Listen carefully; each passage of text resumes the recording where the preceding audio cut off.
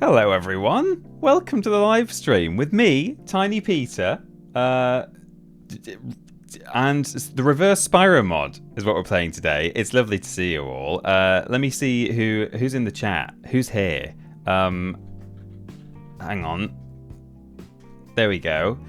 We have got all of your boys and girls. They're all here.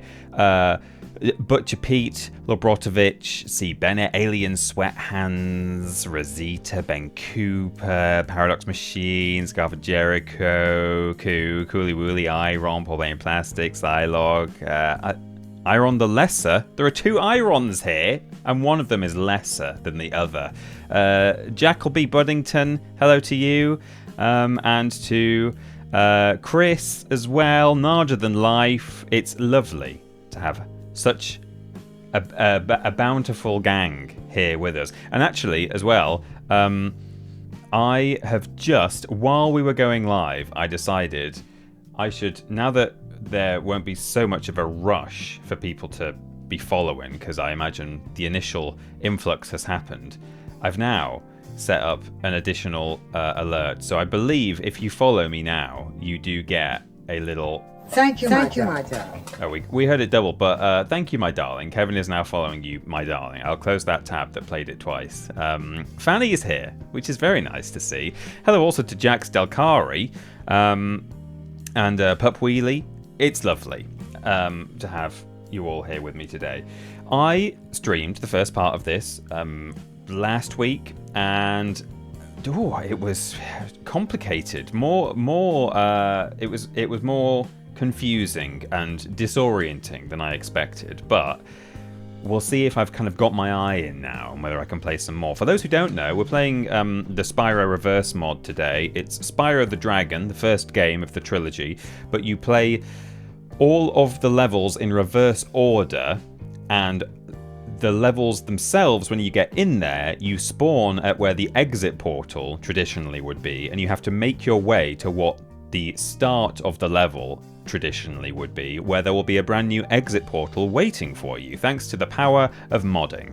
And in addition to all of that, I've done something to make it more confusing for myself. You know, not only do I barely know my way around as it is, but I now don't know my way around even worser, because I've flipped my screen horizontally. So what used to be a left turn is now a right turn, and the whole map layout is mirrored. So that's very confusing for me. I have also altered my control scheme so that I don't feel like I'm watching the game through a mirror, because that would be incredibly confusing and disturbing.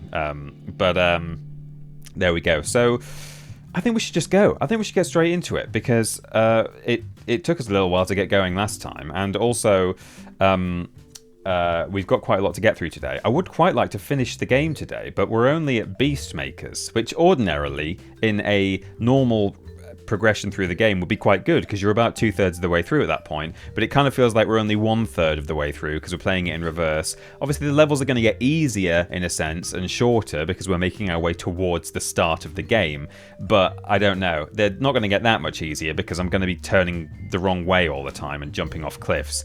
And today we've got to do Treetops, the supercharged level, and not know which direction we're charging in.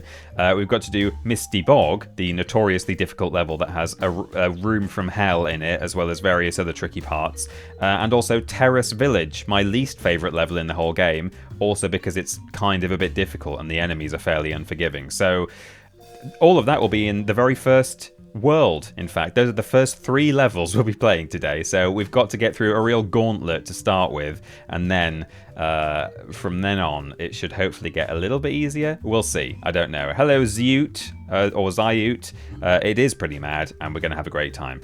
Given the thumbnail for this stream, that means the bad guy in the sequel to this mod needs to be whatever, oh yeah, Ripto looks like in English, but in reverse. That's a good point.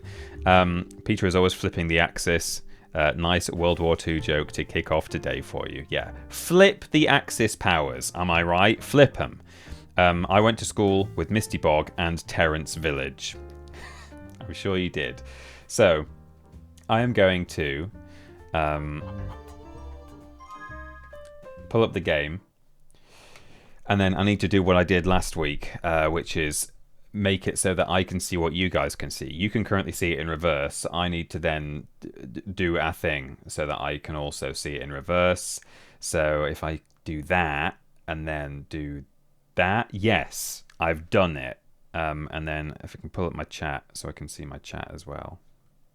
We're golden. Cool. Let's do it, shall we? So, how have you all been for the past couple of days? I did also do another stream last week. I played some Tomby 2. Originally, I was planning on playing on PlayStation, PS4, but I ended up having to play the original instead, emulated. So, yeah, Treetops is first, or indeed, Spot Eared. And oh, flipping heck, can't even get in. I've got a tale of horror to tell you, which is that before I went live today, I mean a few hours before I went live today, I pulled up the game, and in the oh yeah, okay, oh that's fun. It's playing the little cutscene of the green thief who normally at the start of this level sees you and runs away, and he's got a little cutscene of his own. Let me just hang on. I've got some programs open I don't need open. But of course we're not there, so we can't see him leave. Yeah, I opened the game today and realised that because between now and the previous stream, I'd actually booted up a normal version of this game on my emulator, which the emulator sort of thinks is the same ISO, but it isn't. It basically just completely screwed up all of the save states I'd made. So I'd lost all my progress, and I had to speed run through the game to get exactly up to where we were at the end of the last stream. So I've done a little speed run today already. So if you do not notice any minor differences between how we left things last time, like I imagine I've not got the same number of lives for a start. Oh, yikes. Maybe other things too. Thank you, my darling. Thank you, my darling. Oh, I'm so glad I made that. I did that so close to the start of the stream. Some of you will have seen me go live with the wrong stream title because I was so bothered getting Fanny set up. I had to like quickly cut out that PNG about 2 minutes before I hit the go live button. And then by the time I'd finished it and set up the alert, I'd completely forgotten to press save on my stream alerts. Oh, hang on. Oh, can we get... Oh, yeah, we can go over there. Okay. Hello, Charlie Von Karma. Nice to see you. Hope you're doing well.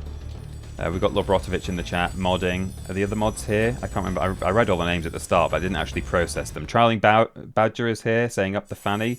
What? Was that the... Hang on. Oh, did I glide into the return home portal then? I wasn't even watching. I was reading the chat. So that does take you up to the level start area. I guess it lets you out and you just glide into the return home, which is not what we want. Hello, Jack Stelkari. Thank you for chatting. I think James Jenkins was streaming today as well. And at the end of today's stream, assuming everything's going to schedule for both me and for Andrew Hodkinson from Cultaholic, Andrew should still be streaming. Oh, that does happen occasionally. You can trigger a supercharge when you're... I know that there is a way you can consistently make that happen. It's something to do with being in the air and pressing and like charging and having a certain amount of momentum before you arrive at the ramp or something. Right, let me actually pay attention to what's happening here because I don't want to... Right, so the return home portal is up there. They pay me for this. Oh, they pay me for this. Is it fixed? Yes, it is fixed. Yes. Maybe I shouldn't go up... I might have to go up that whirlwind. I think I do. Because this just comes out... I mean, I might be able to glide somewhere from here. I could probably do a cheeky glide over there if I needed to. Right, let me see where this takes me. Is there actually a chance that I can glide out of the whirlwind and not into the exit portal? Oh! I mean, it would help if it had actually grabbed me there. Just let me drop. I did always used to read Terrace Village as Terrence. Well, Terrence Village, he's my least favourite member of the Spyro crew. Hate that guy. See, I couldn't trigger it then, but it does just happen. Right, we're going to kill these guys for the 3rd time today. It's going well. That guy's hit me every time as well. I think he's just... I always assume he's just barely in range of the first flame, and he's not. I keep thinking I'm going to get both of them at once. Thank you so much, Nate, for the tip there. It is fixed. For context, my my Streamlabs donation system URL was not working on the last stream. No, don't go. Okay, you can dodge it. So now we're up. We're at the start of the level, and immediately it feels weird because it should be a left turn and it's a right turn. Treetops is going to be so difficult, I imagine, doing these supercharge runs. Oh, this feels really odd. Some of these levels I've not felt... Thank you, my darling. Thank you, my darlings. Some of these have not thrown me off as much as others. See, I even jumped out the wrong window there. Oh, is Andrew Dingle in the chat? Andrew is here. Someone's shouting at Andrew Dingle. Hang on. I'm scrubbing. I'm trying to read all of my chat. We've got an exclamation mark. Shout out Andrew Dingle. Is he here? I'm trying to see his name. Or are you just is someone just, you know, quite rightly do it? Well, now he's here. No, he's not. That was the alert. I saw his name come up on screen and I thought he'd just arrived. Anyway, you should all follow Andrew Dingle. His surname is not really Dingle, but it might as well be. Good luck with the backwardsing, says Lucy B. Thank you, I'm trying my best.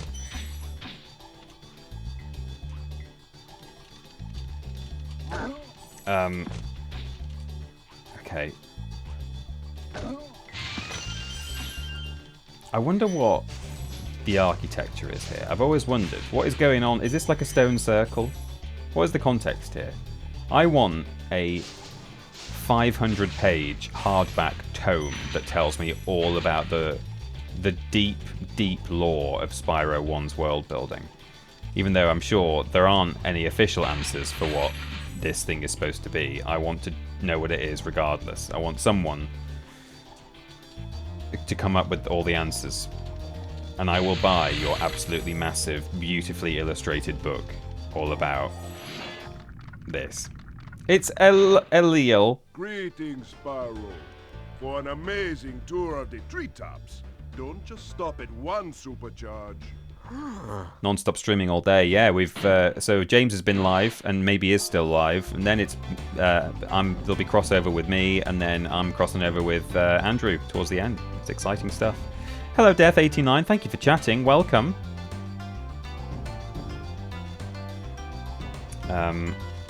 Right.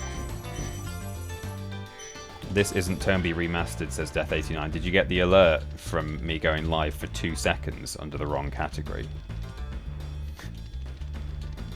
Okay, let's see what this is like. Oh, I think I've... Am I right? Oh, this way. Wait, is this right? No, it's not. I went up the wrong... What? Where am I?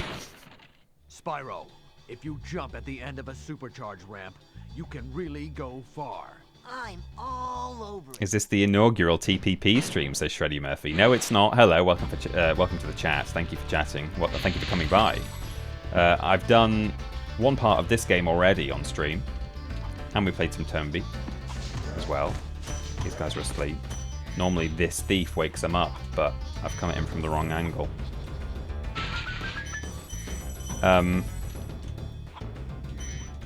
No, I watched your VOD and thought you'd play it the next time. Oh, I see. Can I get this guy? No, you can't. You have to wait for him to go where he's headed. Exclamation mark VODs channel.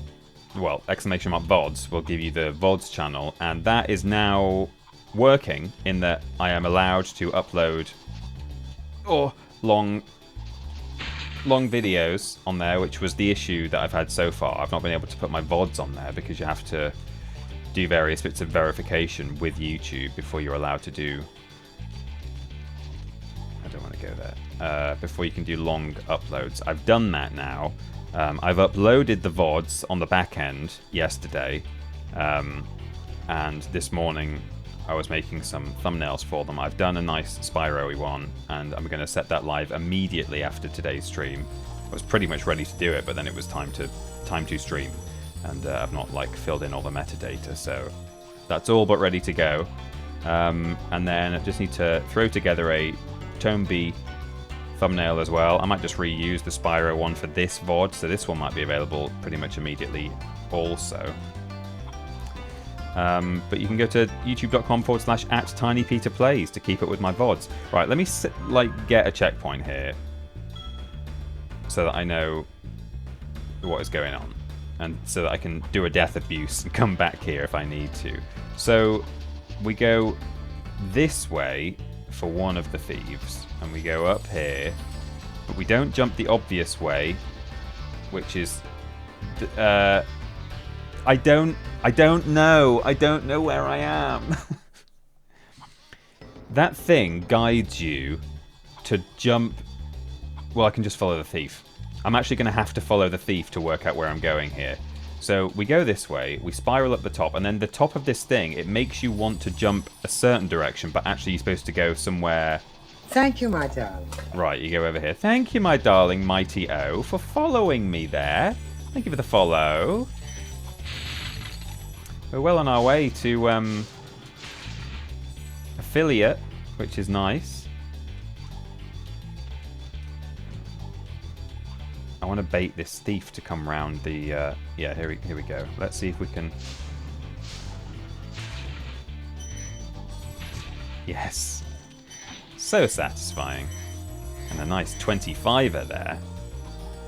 Is your channel going to be a haven of classic PlayStation games? Asks Shreddy Murphy. It certainly will. Not only that, but that's definitely going to be one of the main sources of games. I mean, you know, sometimes I might be playing them in a certain way, in a funny way. How do you get that to happen? That just happens sometimes, that charge. So this one obviously is modded, for instance. And, you know, arguably you could say that the Turnby 2 stream I'm doing so far was at least originally meant to be a slightly different approach rather than just emulating the PS1 version, which is what I've ended up doing. I was going to play the PS5 version, but I mean, you know, it's still an emulated copy of the game, the PS5 release. That's all it is, so it's not that different. But yeah, I was going to play that on PS5, so, you know, it's not purely going to be me just with PS1 and PS2 games played in their raw form, but a lot of the time it will be that too. I am just going to play some games like that. You know what I really want to do? Anyone out there good at soldering and like modding, doing like what I'm assured is actually a fairly basic mod job on a controller? You know that a couple of people now have turned the Fisher-Price toy video games controller into an actual usable controller. I think someone's beaten Dark Souls with it or something. I want to play the Rugrats Search for Reptar with a baby controller. And there are a couple of other like baby related kind of... Right, do I go left here? And then do I not charge up? I thought I charge up that one. I go down 2. I absolutely know how to do this dragon normally, but hang on, I'm gonna jump off. Please do that as the most niche speedrun category. Yeah, I want to play the game with the baby controller in my hand, and then I want to do a couple of like extra things, maybe on a per level basis. So, you know, Chucky's glasses, the one where you have to play hide and seek, but he's not got his glasses on.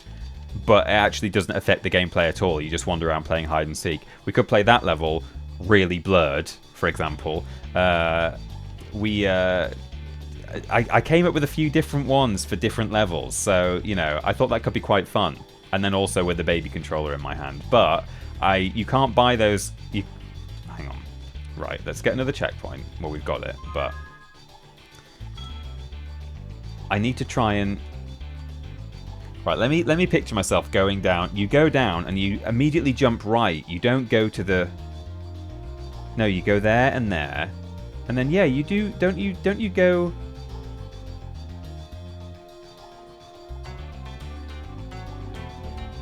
I think I'm doing it right, but but I ended up at that ramp that has a dragon at the top of it, didn't I? So it's this way, and then it's left off this island, and then it's down this one, which is what I've been doing. Oops, and then, you know, sometimes you drop the supercharge. Do you like Josh Strife Hayes? I've watched a lot of his Was It Good series where he respectively reviews lots of old 90s games. I love Josh. I've met Josh a couple of times, or actually just the once, I think. We've spoken several times online, but I met him at Insomnia, was it? I get all these shows mixed up in my head, but yeah, and then it's up here, isn't it?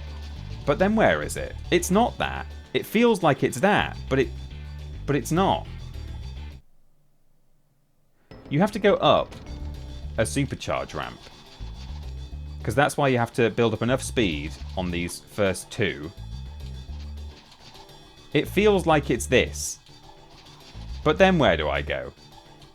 I'm just guessing at this point. Oh, okay. Is that it? Did I do it right? I don't think that's how I normally do it, but I got here. Oh god, that was quite a ride, Spyro. It sure was. That was quite a ride, Spyro. Mm-hmm. Learned a lot since you were a young glider. Yeah, well, you could have found an easier spot to get stuck. Yeah, you had it right, but it just looks weird because it's mirrored. Yeah, I think maybe. Oh, and there's the green guy. I know, right? I hate it enough front ways. Hello now, undefined. First try. Yeah, I know. Was I there too? You may have been at that one. Yeah, you were. You were there at that one. So getting it to you might be a runaround, though, says Nate. I know someone who is, but he lives in San Diego. I can ask him if he could, though. Well, I mean, you could ask him. No pressure. And then, yeah, how on earth would it even get to me? But there's apparently a really easy tutorial. Well, I say easy. I have no idea what it's talking about. Well, I understand what it's telling me to do, but I can't do it. But apparently it's a pretty straightforward mod job. But I just don't know how to solder. Is the main thing. And ideally, you're meant to use a couple of 3D printed parts that it gives you the model for it to print it off. But it's just, yeah, I don't know. So that controller could be fun, but you know, I could still play Rugrats with, you know, baby vision or whatever. It wouldn't have to be with the controller. Baby vision, baby vision. Okay, we've nearly got all the. I think we have to just actually go to this island properly now and deal with this man.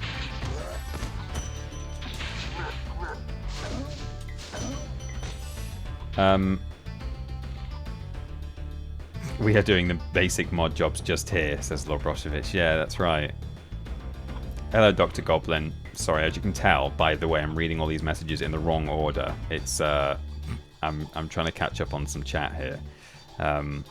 This level is going to be such a headache. It confuses me when it isn't reversed. I know, that's how I felt going into it.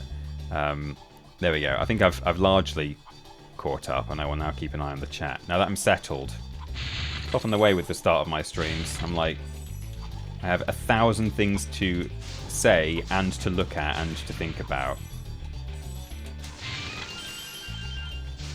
No soldering and extinguishing the baby controller on stream. Yeah, I'd have to wear a mask because it would set on fire. The plastic would burn and melt. And would smell not delicious. Because some stuff, when it's burning and you shouldn't be inhaling it, it still smells kind of good, right? They pay me for this. Oh, they pay me. Worship the walrus. So nice to see you streaming regularly again. The world is healing. It's actually still deteriorating rapidly and we're all doomed, but at least we've got Tiny Peter streams to keep us entertained until our impending doom strikes.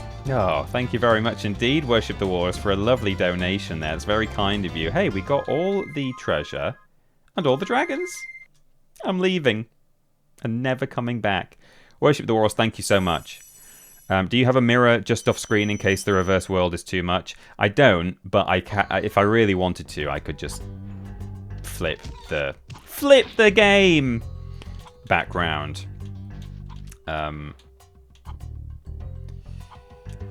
Easy. All you need is a soldering iron and a 3D printer. Hey, that doesn't mean it's not easy. It means it's not cheap. Because a lot of people do have a soldering iron, and the people who are the kind of the kind of person who would want to do a Fisher-Price controller mod job is either me or someone who owns a soldering iron and a 3D printer already. And apparently if you already own those things, it's really easy. Reading the chat in the wrong order is the spirit of the stream. That's true. Maybe I should have waited until the very end of the stream and then read every message in reverse for the last 10 minutes. I'll give him a shout later and see what he says. I mean, Nate, you're absolutely right that I can't even begin to think how we would get it to... I mean, shipping is the way we would get it to me, but no pressure at all. And if there's, like, postage cost... Like, if they're game to do it, and if they have the facilities, because I can't afford to cover the cost of buying them a 3D printer. But if they're equipped to do it already, and they are happy to do it, then I can cover any shipping and stuff. But right, Misty Bog next.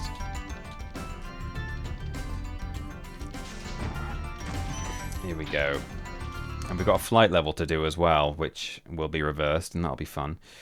Didn't you shut down Insomnia? Yeah, we did. That was our fault. But yeah, I did meet Josh Drive-Hayes there, and he was a lovely man. I mean, he was a lovely man and continues to be a lovely man. He has said on many, many occasions, because you know he does the worst MMOs ever. I don't know if it's exactly called that, but it's basically he covers the worst MMOs ever. I think it's still called worst MMOs ever. Anyway, he says that he was basically inspired by worst games ever and has shamelessly plagiarized us, and he's very open about that, and we're very happy for him that he's in his words shamelessly ripped us off. Josh is a lovely man, and I wish we could hang out more, and you know, it's a shame I've only met him the once, but yeah, I'm sure we will meet again. Our paths will cross. I'll tell you what to do with those creatures. Smash them, Spyro! Stamp them out and squish them and squash Thank them! you, my darling. Infizzle, thank you, my darling, for following there. Look at that 1,000-yard stare from Fanny. I was taught at school by a Miss T. Bog. They're bringing it back. We only changed Insomnia. Yeah, I saw that recently, that they're bringing it back. I bought a butane torch to weed my drive. When I tested it, I had a strong feeling of I'm not old enough to be trusted with this. I'm 35. Good grief. I had to level the gravel in my garden. I gravelled my own garden. And, well, I wasn't levelling the gravel, in fact. I was levelling what's called MOT. You learn these things when you have a mortgage and a garden to hard landscape. MOT is, like, foundation rubble, and I laid it all out, and then you have to like get all the big lumps of rock to try and like flatten down and lock together. So I hired a whacker plate, and I whacked myself silly in my garden for releasing me. half an hour. The neighbours all watched through the window. They had a great time. It says there were like these health Oh, hang on, we're not going to be able to get out of here. Oh, we can go another way. There are health warnings for, like, if you use stuff like that, like pneumatic drills and whacker plates and stuff on the regular, you can basically get sort of shell shock. You can get, like, tremors. It can be chronic and last for the rest of your life. You can basically just feel like things are shaking, or like, I don't know. I don't know quite what happens, but there was a health warning on this thing. Anyway, the whacker plate was this massive, really heavy thing. And there's a step into my garden, and I cannot tell you how heavy this piece of heavy, incredibly heavy machinery was. I love when you get their dragons that are just Clancy Brown. Yeah, I know, they're the best. Those things make your hands go really numb, says Shreddy Murphy. Yeah, the dangers of whacking it in the garden. Right, so Peter whacks off to MOTs is what I'm hearing. Yeah, I love a bit of MOT action. Right, because it's mirrored, I don't remember how to get onto the ruin. Is it here? Yes. Yes? Again, like, I feel like the way onto this bottom step there, which is where we're going, is not via this wall. Because it's backwards, and because so much of it is muscle memory, I couldn't have told you that you actually have to go on this wall to get onto this step, necessarily. Oh, this feels really alien, this place. Some of these places, I guess the less symmetrical ones just seem completely unfamiliar. Let's hope Amy's not in the chat. Hey, Amy watched me whack. I did my drive with one and the power is immense. Yeah. You can get it with miniature paint vortex mixers in as well, which is wild. Oh yeah, because they shake. That's how you mix paint, isn't it? Like in they have it in The Simpsons, don't they? When Bart puts the Duff can in the paint mixer. Oops. Squelch.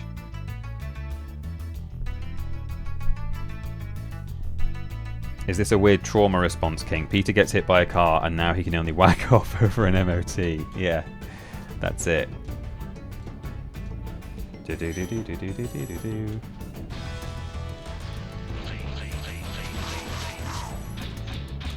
always satisfying. Flipped or not flipped, that's fun every time. They usually weigh 400 pounds. The vibration whacks your nerve endings and tendons and they lose their ability to be still. That's what causes the tremors. Yikes. Fortunately, I think it only really affects you if you use it long term, but sounds like one of those things also where you could use it just once and you're one of the unlucky people in the world who you're just predisposed for it to instantly happen to you and for the rest of your life. Like someone I know, or like a friend of a friend, I can't think who it is. I don't think it's definitely not anyone I know personally. Must be a friend of a friend. Has that like dock rock or whatever you want to call it, like sea legs. You know when you when you go on a boat and then you get off the boat and you're lying in bed that night and you feel like you're on a boat. I'm on a boat, mother flipper. Oh, he's caught the chicken.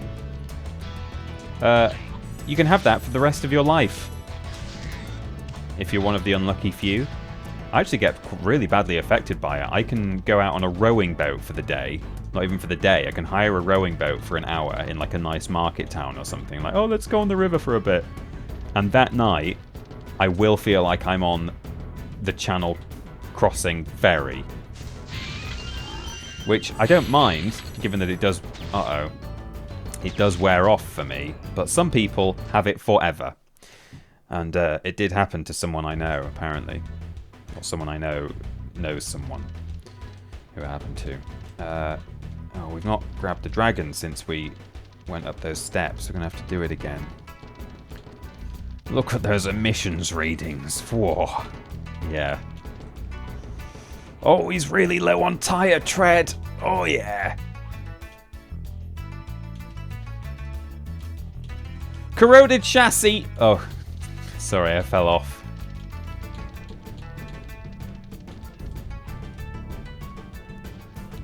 Rowan boat was great as Mr. Bean. Oops. Oh, wow. Oh, look at this. We found the exact spot where he does this. Never seen this before. That's great. He's just grooving out to objectively one of the better songs in this game. Spyro's going to be feeling that tonight. Yeah, he's like he's been using a whacker plate. Up we go. Do do do do do do do. Lots of twinkling over there. Loads of gems. Gems.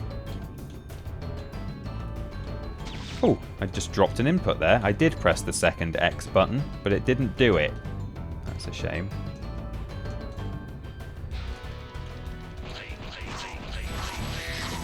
Nice. Okay. It's probably my favourite piece of music in Spyro, says Primeval 259. It is a good one. So yeah, is this normally how you get down from here? I think it is. And now we're sort of playing the level in the right order, but still flipped, so it's not going to be that easy. Hate these guys. Okay, so let's Should I make a beeline or indeed a dragonfly line to the dragon so that I don't have to do all that again? No, it's alright, I don't need to do that. I can survive this. Just watch me.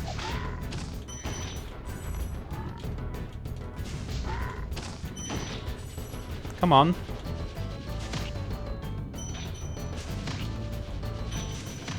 Cool. Right, let's grab the dragon. Roscoe. Oxor. Be on the lookout for attack frogs. They are cold-blooded killers. Attack frogs? And this used to be such a nice swamp. Oh. Afternoon, Deadeye Minis. Hope you got back into the world of reverse well. Well, yeah, we're managing.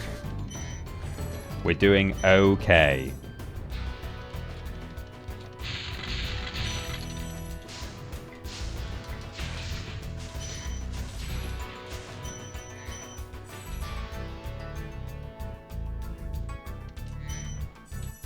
Yes, because you fall down that tree stump when you're going forwards. This is the enemy back to the start. Yeah, no, I just couldn't remember if I was gliding the right way. But pretty much all the levels in this game loop. I mean, they really loop in Spyro 3, in that the game will actually do a bit of a Dark Souls when you reach the end of any level, and it will open a way back to the start and turn it into a proper loop. Whereas they don't always fully loop in this game, I think, as far as I recall. Right. Imagine if the dialogue was backwards as well. Hey, if I had the facilities for that, big man, I would have done it. For sure. Why can't I, Oh, because I'm in the wrong window. There we go. Save state as well, just to be safe. Okay. Hello, Donak. Good to see you. Thanks for coming by. Biff, biff, biff, biff, biff. Boff. Okay, we're approaching one of the hardest places in this entire video game.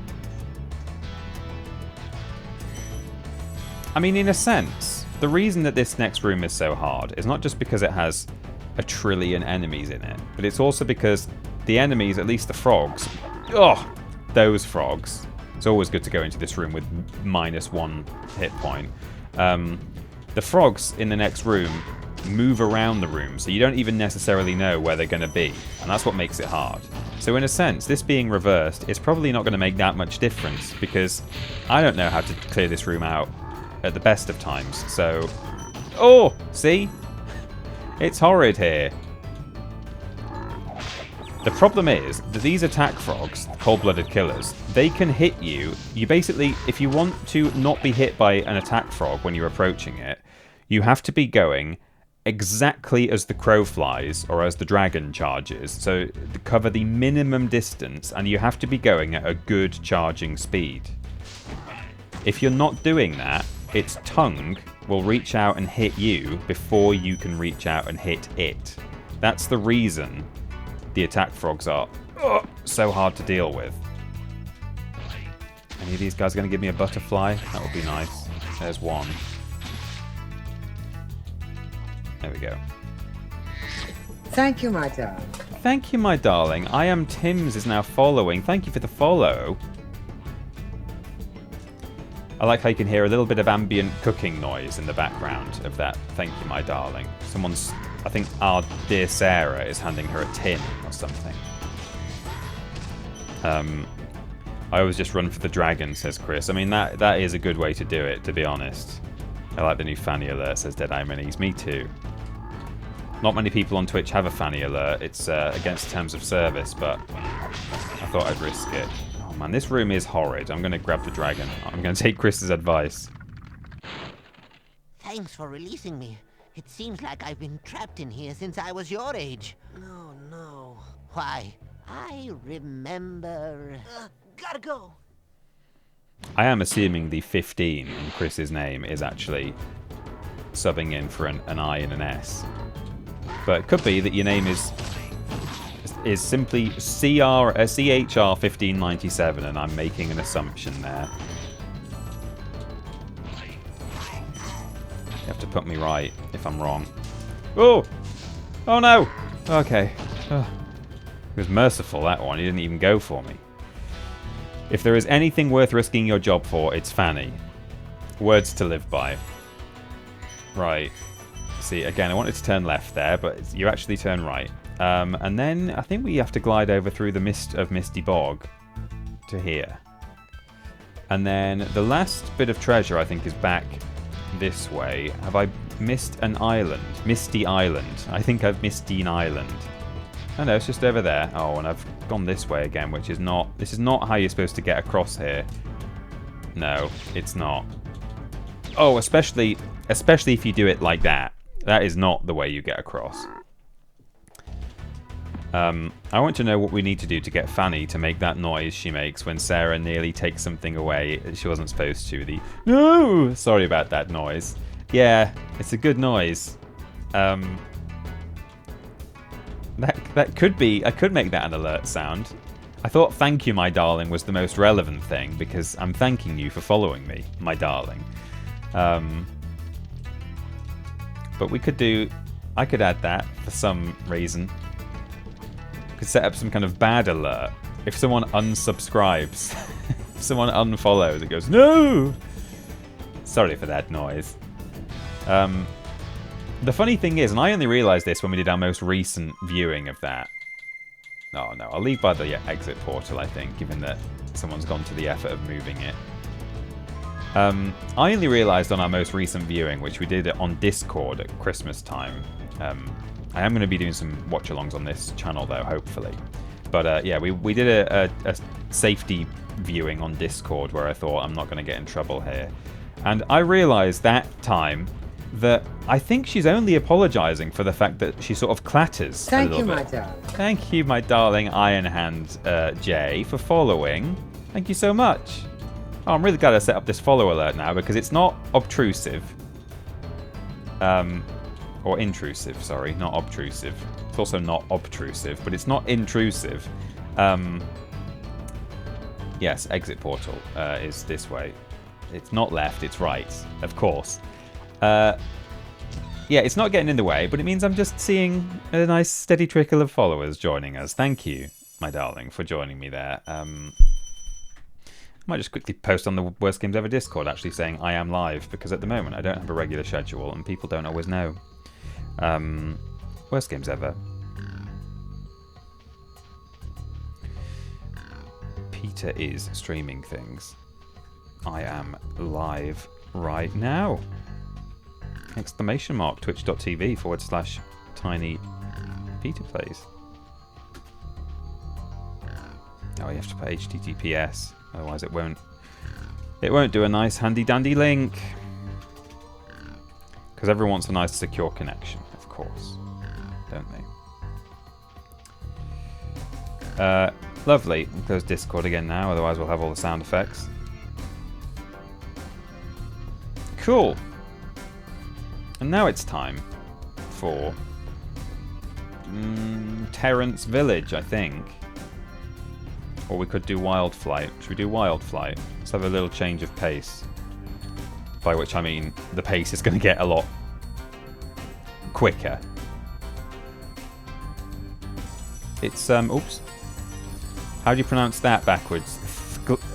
The glyph Dliu.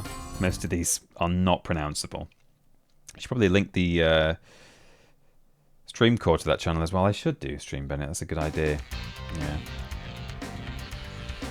Yeah, she's apologising. Oh, hang on. I can't read the chat and do a flight level at the same time. She's apologising for the noise it makes when she violently grabs the thing back off Sarah. Not for Sarah and nor for the... No! Yeah, she doesn't say... She's not saying sorry for going, no! Which is what she does. Which is a noise. That's why I always thought that's what she was apologising for, because noise is exactly the word I would... Oh, I don't know where I am. The word I would use to describe the noise that she makes. Sorry for that noise. Right, so I'm doing this in all the wrong order. In true Spyro reverse mod fashion.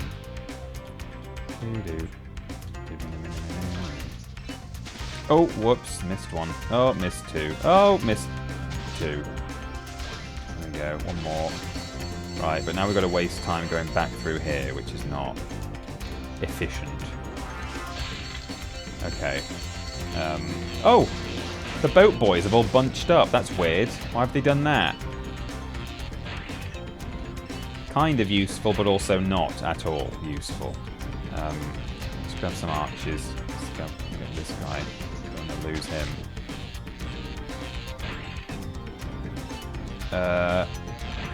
Oh, have we... Oh, did I miss an arch?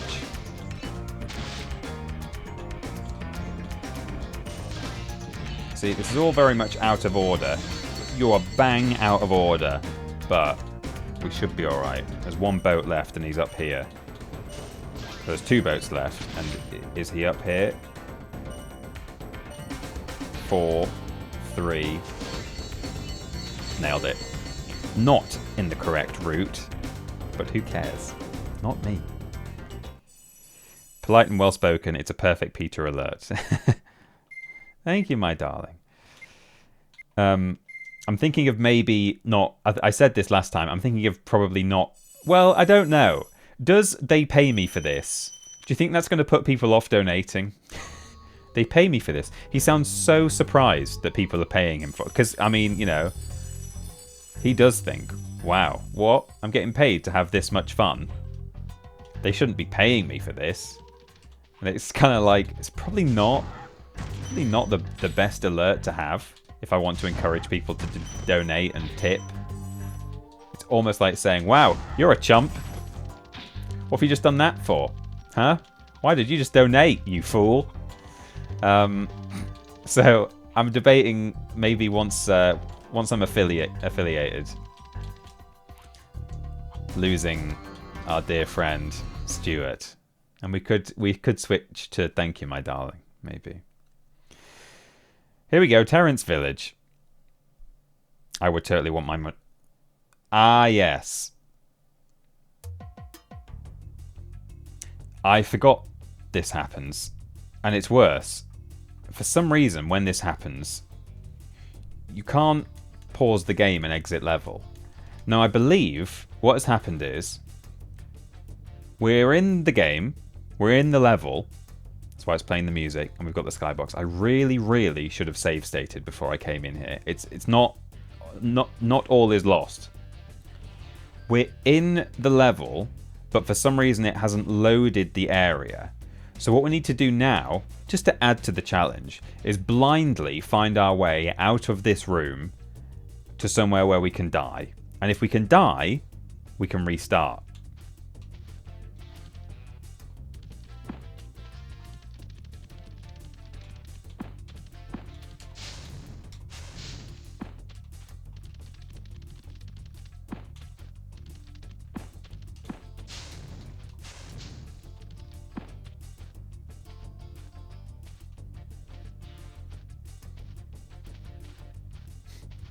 I don't know where I am. Oh!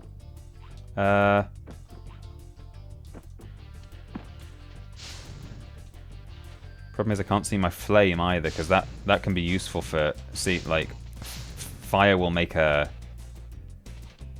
impact against a wall.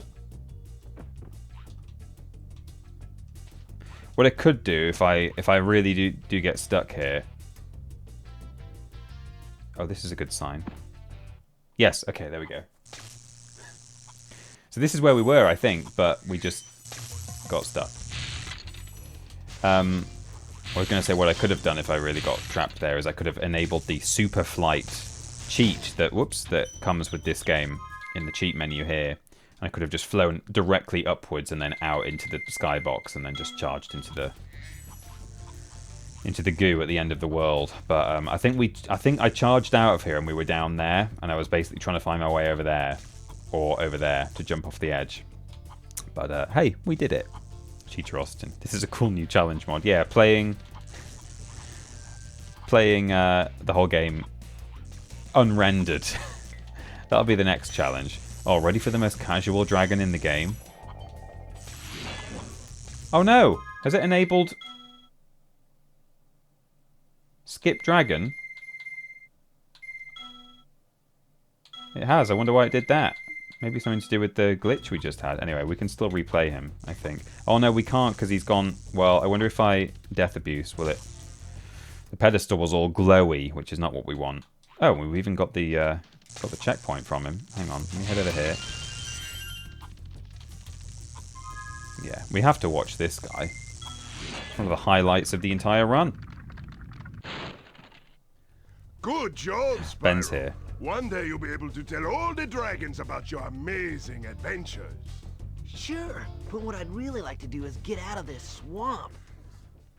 You came in at a great time, Ben. As I navigate an empty skybox, charge into invisible walls for a minute and a half. I think it's the only level in this mod that, for some reason, as you load in, it doesn't load the room. Because obviously, this being a PS1 game, well, I mean, it's true of any game, really, but certainly PS1 games at the time with their limited resources, the entire level is not loaded in all at the same time. There's a lot of culling going on and a lot of, areas that you are not at are not... They're not currently visible. Like, through that wall, there's a load of world that, if we could see, we wouldn't be able to see anything because it wouldn't be there. That's how they save on resources. And for some reason, this mod, most of the time when you load into an area, it does actually load the world properly, even though you're coming in right at the end of the level. But apparently Terrence Village, it doesn't do it. Anyway, we made it. We sorted it out. Peter, do you have a favourite The Police song? I'm not... I've only got real basic bitch familiarity with The Police. So, you know, I like Roxanne, but, you know, so does your mum.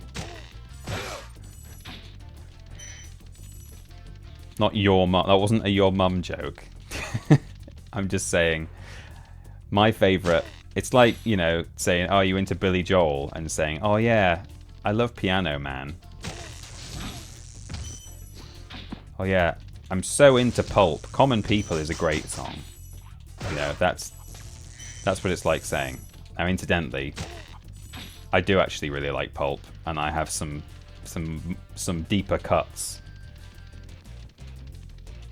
I like a really, really weird Pulp song called David's Last Summer, where the verses are just Jarvis Cocker doing weird spoken word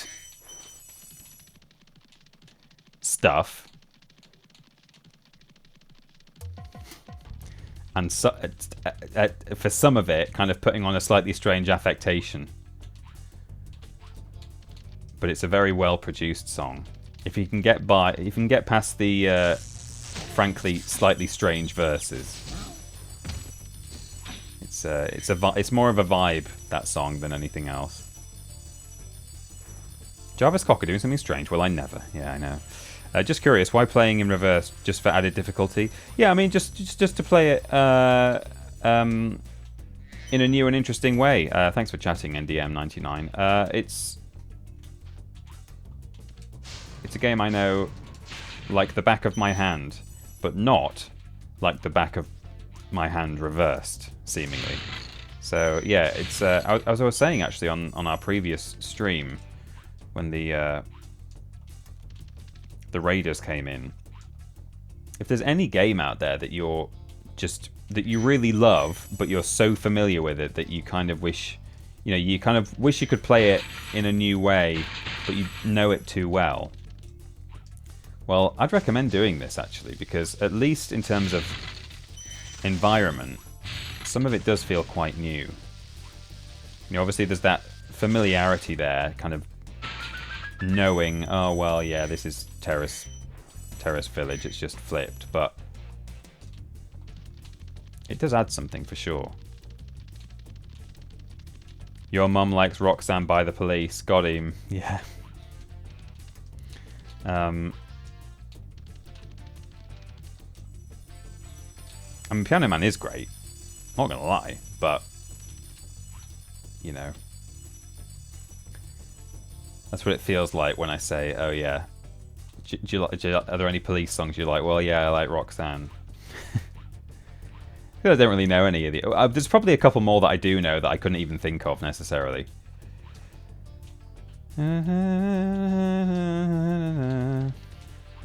My favourite The Police song is the Spyro the Dragon soundtrack by the drummer from The Police. Oh, I didn't need to come back up here. I thought the second chest was maybe on that roof, but it's here. What's my favourite Police album? Tough one. I think I'd have to say The Police Greatest Hits. Yeah. Yeah. Fair.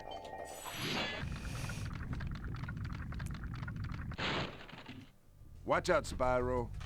The Norks in these parts have discovered the power of electricity, and it really stings. Pulp's Different Class is one of the greatest albums ever made. Oh yeah, I mean, could be.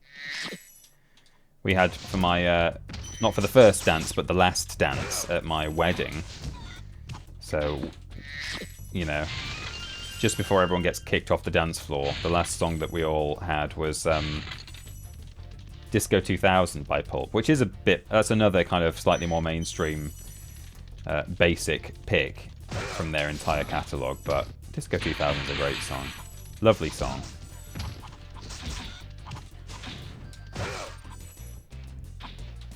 I like Babies, that song. That's good.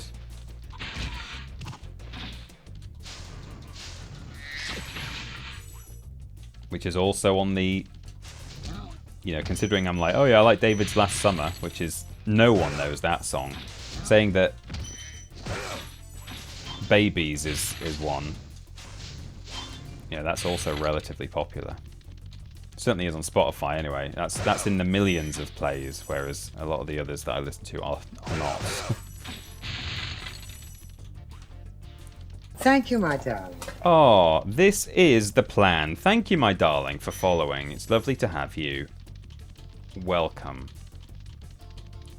Appreciate the follow. Okay, I guess there's a bit of treasure right at the start, but I'm hoping that's it, because I'm not quite sure where else there is left to go. Oh, was that some? Or was that an chicken? No, it was treasure.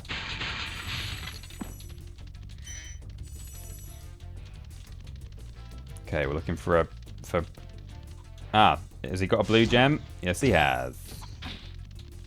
We did it! Return home. 400 out of 400. We've got all the dragons?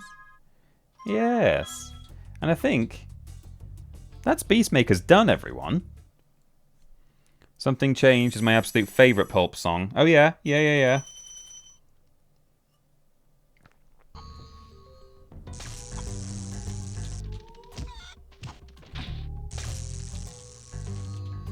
I'm really not actually as into music as I would like to be, just generally speaking.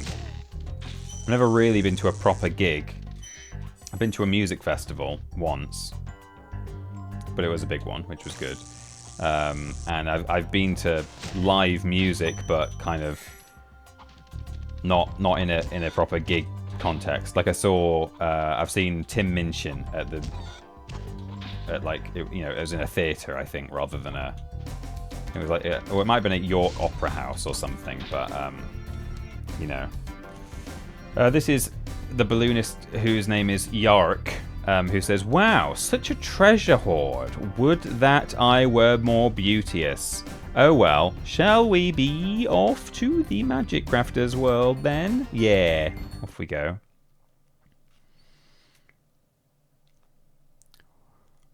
You didn't make any beasts, though. You know, the thing about Beastmakers is, a lot of the beasts there are kind of pretty shoddily made. Magic Crafters has better beasts than Beastmakers. The chickens, those like little mutanty chicken things that are clucking around, they're not good. Oh, wow, this feels wrong. Where are we? Whoops. Good start.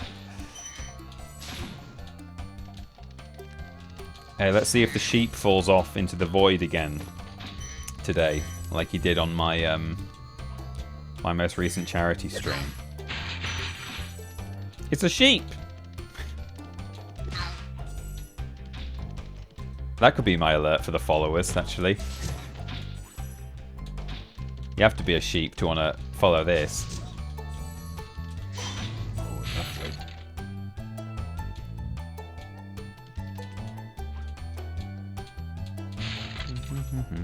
Oh, we can get the key before we reach the chest. That's nice. I normally open the chest with supercharge because I can't be bothered coming down here to get the key.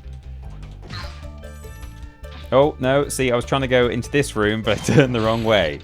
I'll never get used to it.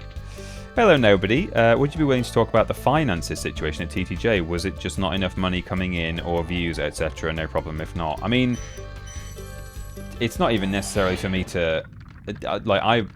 Oh, Radlob. This portal leads to a special place where you can learn to fly. I know, Radlob. I've already encountered several of these at this point. Learn to fly. Got it.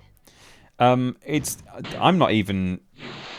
I mean, you know, being in the management, I was privy to an extent on the finances, but actually, a lot of that was handled by Cultaholic, given that we were, you know, just a channel on their larger network. But I mean, essentially, really, the main figures we were looking at when it came to making that decision, they kind of all inform each other, you know, like, so yeah, views. But that informs watch time, and that informs ad revenue, and that informs like what you're making across the board as a channel, and that informs whether you're making enough to be able to pay the bills. Thank you, my darling. Thank you, my darling. That Chris again is following. Thank you, that Chris, for following there.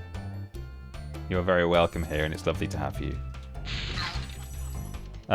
So I mean, you know, that it's kind of just everything, isn't it? It's all, in a sense, it's all one and the same. If you're not getting the views, you're not getting the money. So yeah, the algorithm, you know, I'm reluctant to see, like, historically, I've kind of talked about, or we've talked about how the algorithm didn't like us and stuff, and I kind of feel like, oh yeah, I got him. Nice.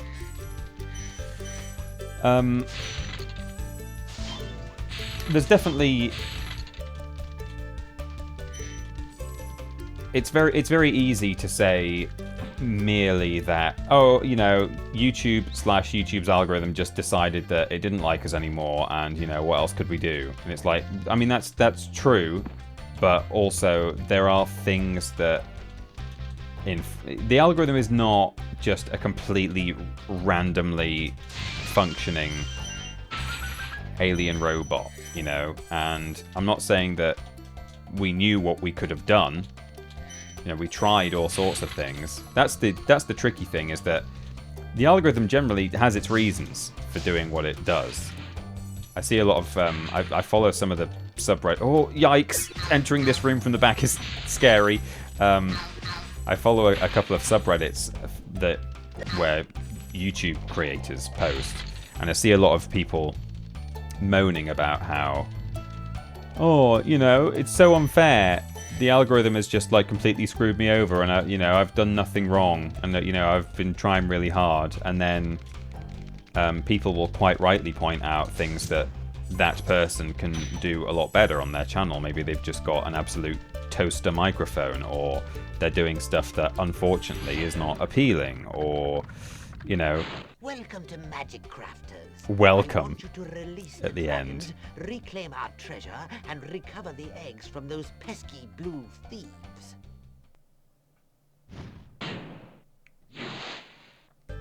I like that, the herd or the flock. I could get a little Spyro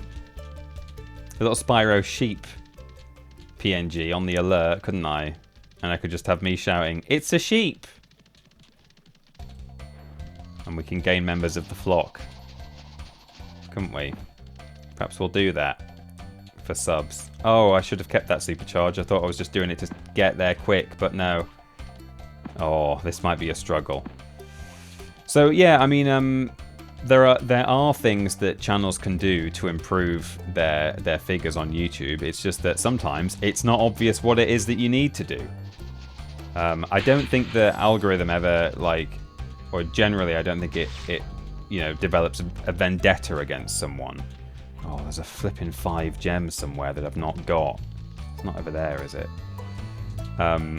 So, yeah.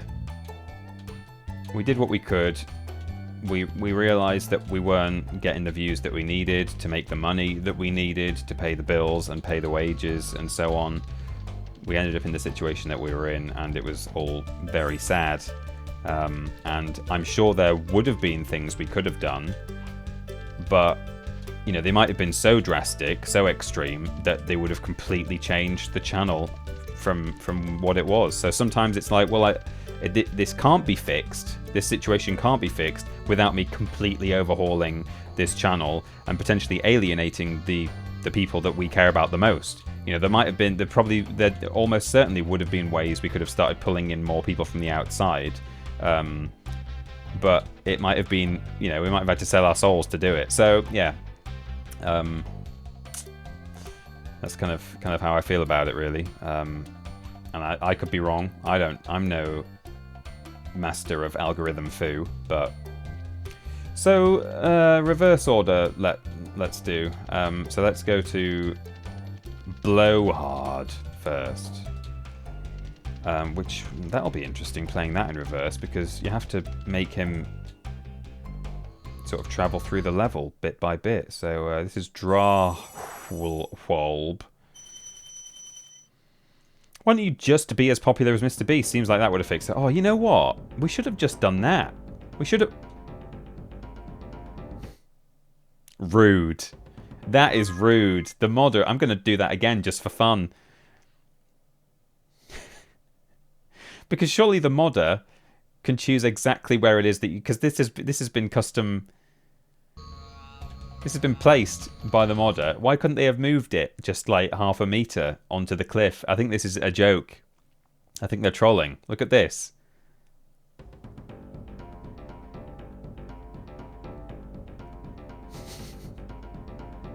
Brilliant. Maybe if you hold charge out of that, you can do it without rolling. But okay, so yeah, this is where you would normally defeat Blowhard on this final platform.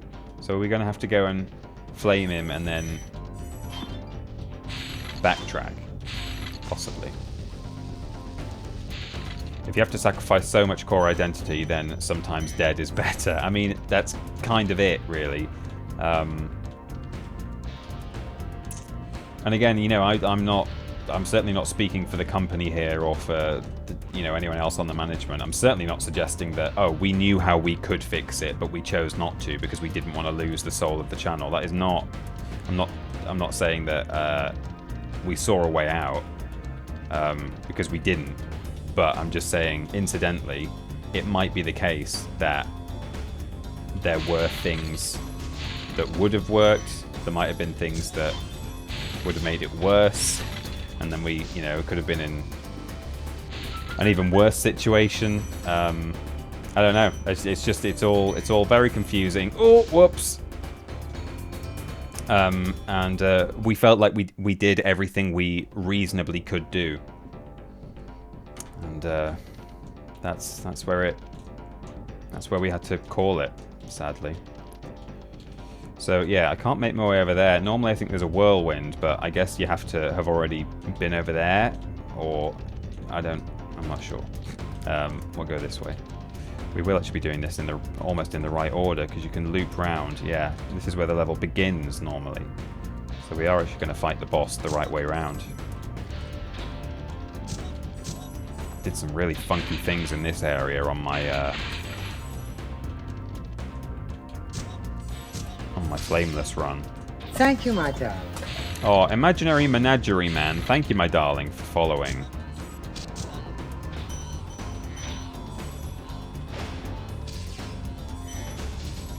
The herd groweth.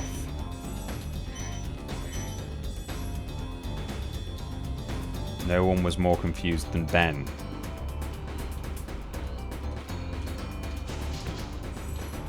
Oh, whoops. Why particularly? Why particularly Ben? Oh, because he's confused, dude. Thank you, my I was darling. trying to work that one out. I was like, oh, was Ben particularly confused why things weren't working out on Triple Jump? He's the confused dude, of course. Thank you, my darling, for... We just gained a Fallout and the name is gone, and Thanks for I missed releasing it. me, Hang on. Spyro. You have no idea how long I've been trapped in Crystal. And, neither do I. Who are you again? I'm out of here. I'm out of here.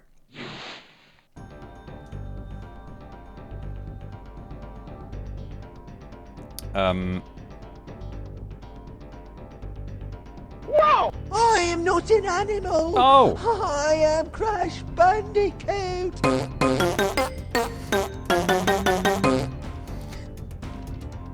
Like some people want raids because, you know, they obviously want the gang of lovely people, such as those from the James Jenkins community, to come and enter their chat. I kind of want raids to happen just so we can hear that alert every time, you know. Thank you, James Jenkins, for raiding. Welcome, raiders. We're currently playing some Spyro the Dragon in reverse. This is the Spyro the Dragon reverse mod. And as you can see, I have actually, this has nothing to do with the mod, but I've manually flipped the game horizontally so that all the left turns are right turns and so on. But we're also playing the levels in reverse order. So, for instance, we fought the final boss right at the start of the game, and we're making our way back to the Artisan home world, which is right at the start, the traditional start. But also, the reverse mod spawns you at level exits, and you have to make your way to level entrances, where they have inserted a special exit portal. So, it's sort of backwards 3 times. Which is a shame, because if it was just backwards twice, that would have cancelled out, right? Wait, no, wrong way. See, I don't know where I'm going. And I know this game so well, but I clearly, you know, all it takes is a mirror, and then I lose everything. Hello, James. I thought you chucked it in on inverse controls, which is just my normal controls. Yeah, I've heard that you... Yeah. Are you an inverted boy? Like with if you have to do like flight controls or something, would you always go inverted sticks? There we go. We've got everything. I'm an inverted heathen, yeah. No, the one thing I've done actually, I have inverted the controls left and right so that playing it mirrored, my controls are effectively correct again. Because playing it mirrored but with a normal controller would be a nightmare. But thank you very much for the raid, James, and all of James's friends and viewers. It's great to be streaming again. Thank you for saying so.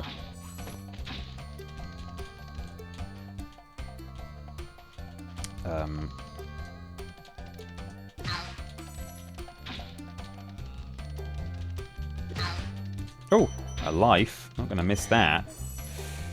So we could do... Oh, no. Let's go to the Amanda show next. Here we go. Wizard Peak, or indeed K.E.P. Drowsy. Here we are. This music is by Stuart Copeland. And Stuart Copeland did the... Certainly the... Oh, yeah, here we go, at the level exit. I keep forgetting we're going to arrive in the wrong place. It keeps throwing me off.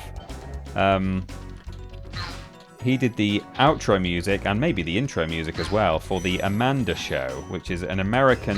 One of those American, like, children's sitcoms, which I'm not that familiar with, but... If you listen to the ending theme of the Amanda Show, it's basically just Wizard Peak. Easiest paycheck of his life. He'd already written it. Clearly there was no exclusivity clause. More of a sketch show than a sitcom. Oh, was it? Spyro, there's a secret area in the Artisan home. It is at the waterfall. Try jumping on the stones there. Artisan home, waterfall. Sounds good.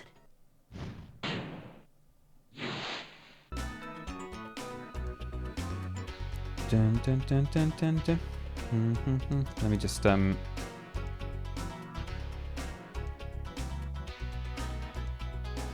we go. event filters. I want to see followers, raids, bits and subs, because I didn't get to say thank you to a follower, and I couldn't see their name because my filters did not have... It was SuperSim001. That's who it was. Thank you, SuperSim, for following. And then, of course, we had Jenks_gaming_ raiding. And if any of you, in the unlikely event that you're following me and watching me right now and you're not yet following James Jenkins, or indeed subscribed to James Jenkins on stream, on Twitch, do head over to Jenks_gaming_. And he's got a YouTube channel as well, where not only does he post... Do you post your VODs there, James? You might not be there anymore, which is fine. I never expect someone who's raiding to actually stick around after they've been streaming for goodness knows how long. But I know you do, like, special videos over there. But maybe you also post your VODs. But maybe you don't. Maybe you have a separate VODs channel. I should know, but I've forgotten. Everyone does it slightly differently. All the Triple Jump alumni. Yeah, thanks, man. And yeah, I got another channel for VODs. I thought you did. I was like, I'm sure when I looked at your channel when you had posted your first Elder Scrolls video that, like, that was the only thing on the library, and it wasn't full of VODs as well. So yeah, that makes sense. Cool. Thank you for releasing me. Hello to all the chatters as well, or the raid chatters. Techiweo's there. Iron. Lobrotovich. A lot of these people were already here as well. You know, double streaming. Doing double duty. Well done to you all. Don't know how you do it. I'm glad you do, though. Oh no, dead. Gonzo Noises as well. Alan Hasley. And that's the first time chat from Alan as well. James has a regular YouTube channel and a VODs channel. I've thought about doing the same thing. Oops. Oh, he had like a delayed death there. I flamed him. He didn't do his death animation, and then I charged him and he died. And those guys are not killable by a normal charge. That's very strange. How odd. These guys on their multiple screens, I know. How?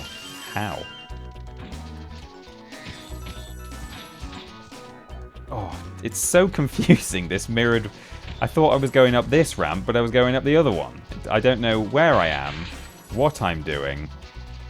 Fortunately, this is a straight line, this bit. Yeah. Amanda. We've got a thief back here, being cheeky. A cheeky boy. Such terrifying faces. Okay. Got those 2 gems there. They're so easy to forget, so we must remember to grab those now. TP, have you thought about putting those stream cord notifications in the Discord for your streams like Ben has? Yeah, someone else mentioned it earlier that I should do that, and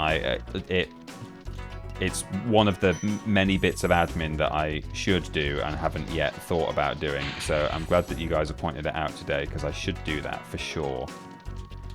And I will.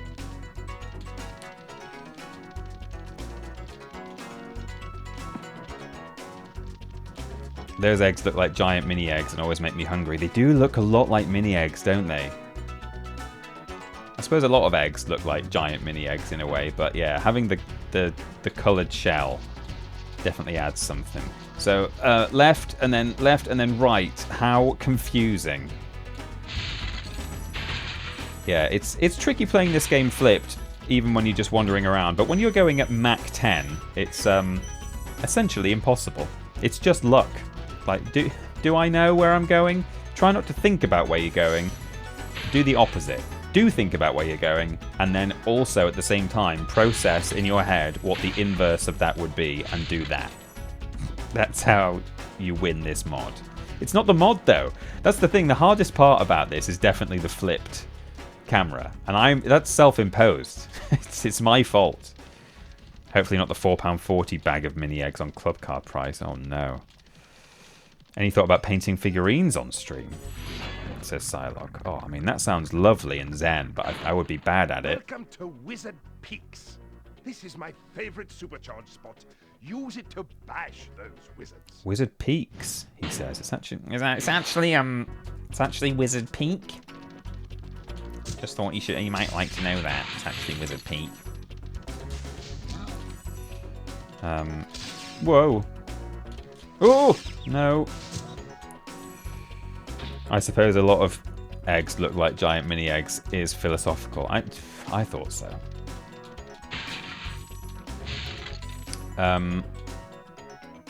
Yeah, I'd be really bad at painting minis, and I don't have any minis to paint, but I bet it's relaxing. I have a couple of friends who paint minis. Jules Gill paints minis. Jules of What Culture Gaming, and now of Future Games Show.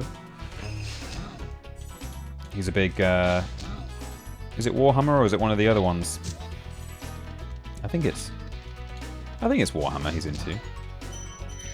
But I know there are various different games that you can... I mean, maybe he plays various different games. It is, says Deadeye Minis, yeah. Just the one peak, actually, yeah.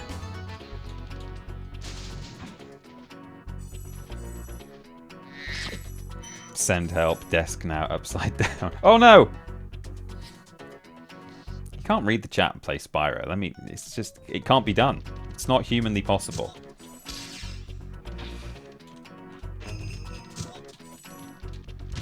Oh, yikes.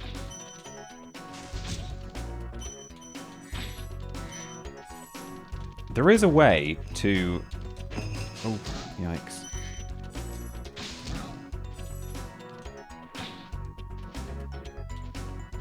Isn't it possible to... for, like, this guy to squeeze you into the...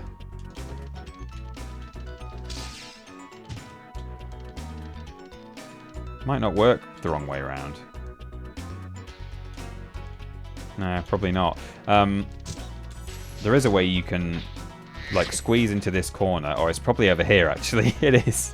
I went to this one, but it's that one.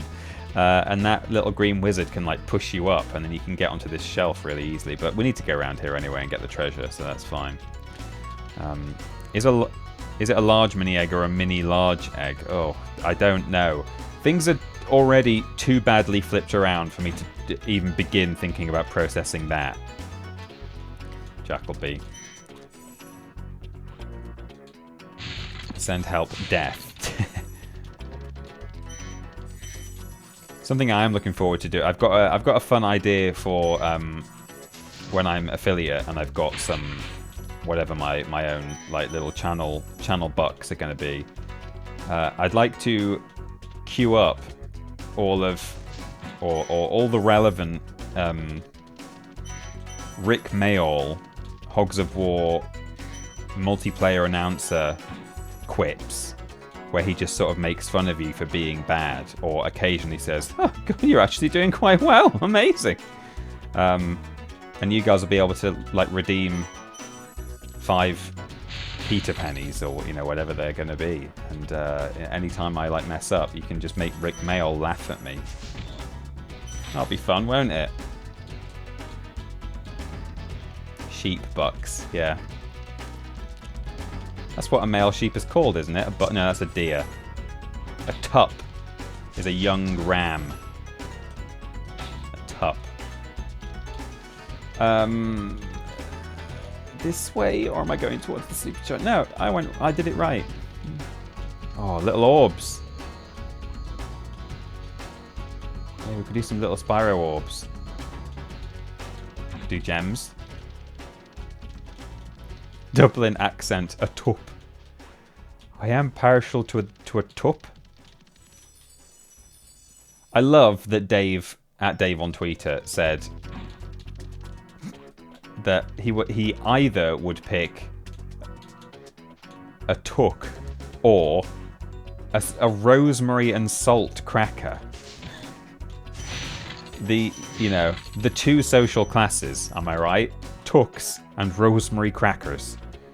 Is that it? Yes. Every raid would just be a cacophony of noise. Yeah, it would, wouldn't it?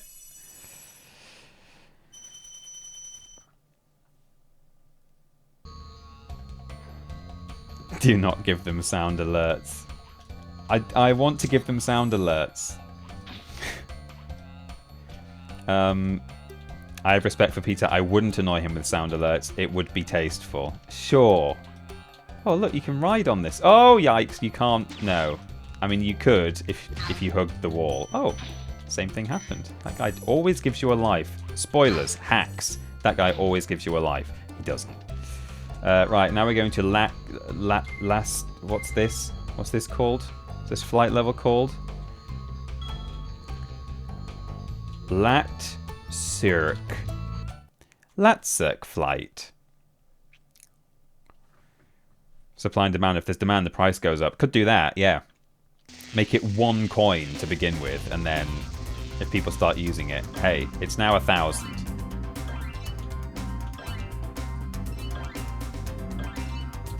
Okay.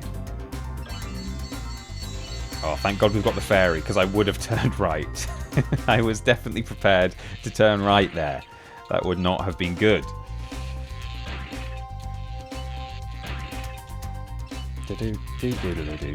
No, don't sing along, because there's a half-second delay between the microphone and the game. People can hear you singing half a beat out of sync. It's not good, Peter. Oh, nailed it. Did I miss a chest? Back to the left, possibly. Oops. Oh, I didn't miss a chest.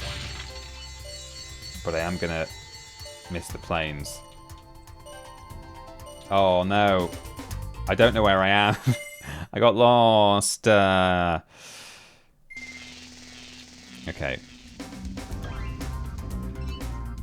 Oh, did I just miss a ring? I think I did. Dynamically priced sound alerts. That's a great idea.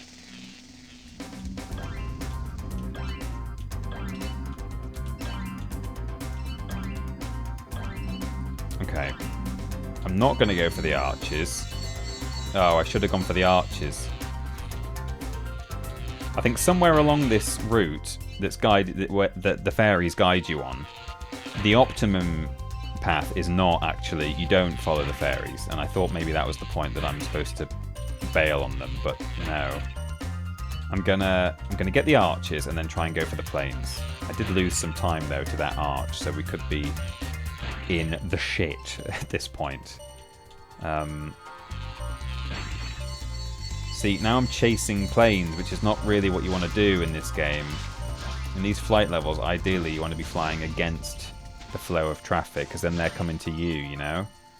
But this might work. They're actually quite close together, which is something.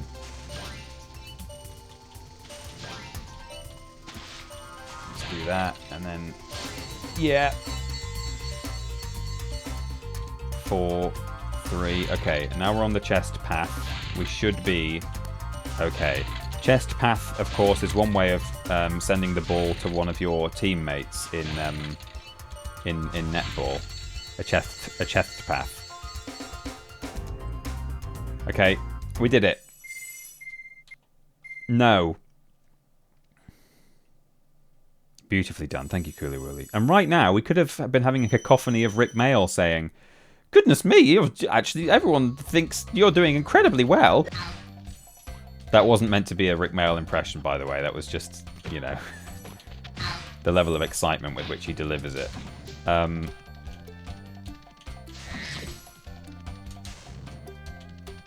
No, I don't know why I'm chasing a thief that I don't need to chase. He's absolutely playing me as well. Okay. Oh, no, we need to go to High Caves next. High Caves. Hi. Up we go. See you later, James. Thank you for dropping in. Thank you for the raid, more importantly. And thanks for sticking around for a bit as well. Nice to see you. Enjoy the rest of your afternoon. Oh no, we got the bad music. Oh.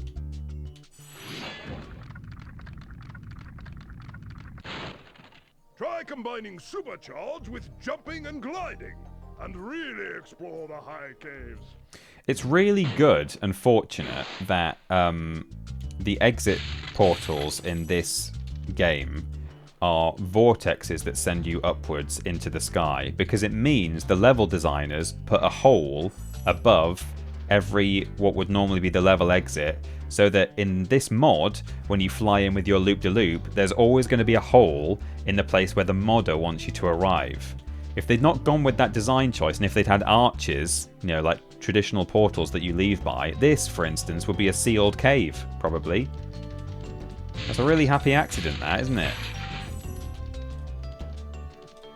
I mean, if it had come to that, the modder maybe would have been able to make it so that you just sort of blink into existence in the spot where they want you to be. But, whoops, well, that's fine, because this is the one level where you can do that. That's alright.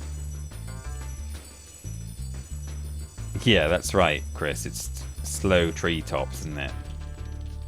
Oh, this is weird. It's backwards. Newsflash. This is backwards, guys. Why is this the wrong way round?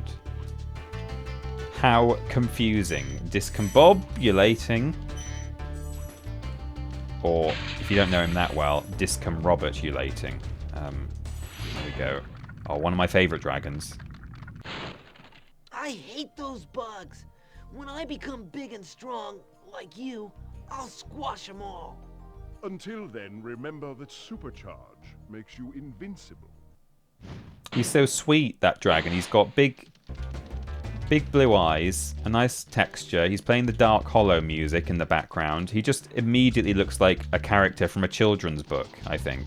I want that dragon to take me on a magical adventure where I meet, you know, perhaps like a witch who's a bit scary but not very. And maybe like the worst thing she wants to do is you know, she's going to like make everyone have to eat school dinners for the rest of their life or something. Those are the stakes. Not steaks. We didn't get steak at school. A low stakes, you know, child gets out of bed at night while mum and dad are asleep, and that nice blue dragon takes them on a little trip. And oh, look out, you have to be home by bedtime, by morning time. And there's a scary goblin, but actually it turns out he's not scary, he's just got toothache. And when you take his bad tooth out, he's your friend. You know, it's one of those. We've all read it. Okay, there we go. Butterfly. This is the level where there was a sheep. It's a sheep! Who's your least favourite dragon? Says 3 cats in a dressing gown. That's a good question. Where am I going? This way. Who's my least favourite dragon? Probably my least favourite dragon model, even though it is definitely not my least favourite dragon generally, is the one the one that you see a lot in Beastmakers. I know there are a couple of different ones in Beastmakers, but the one... So the reason it's not my least favourite dragon generally, and obviously they get reused, these models, so it refers to several dragons, but the one that is the model that I'm thinking of is the one that is like reclining, and also the one that does the kind of like the karate chop pose in Twilight Harbour. And I like both of those dragons for what they do when you free them. But in terms of dragon design... Yeah, I don't know. Not keen on those guys as much in terms of design. Oops. There are a couple of oh yeah, I'm not that keen on the small-headed ones in Peacekeepers. I think Magnus or Magus is one of them. There are a couple of others. The other guy who says why don't you glide there and find out? Tells you to cross the river. I'm not so keen on that model design either. But I do like them all. You know, it's kind of like least best rather than most worst. You know, they're not the worst dragon models ever. They're just not as better as some.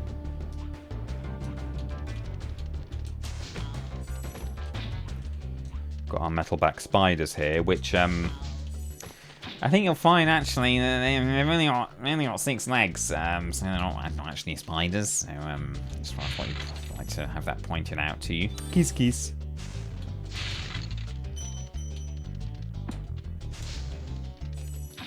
Oh, it's the American version, so they don't make their death noise. I'll do it every time. Oh no, I've run out of flame. I think they... Do they do it if you charge them still? No, I don't think they do. I think in the American build of this game, they just don't have a death sound. And it's actually quite a good sound as well. It's one of the better ones, but never mind. Worst dragons ever, worse than most. Yeah, that's it. That's them.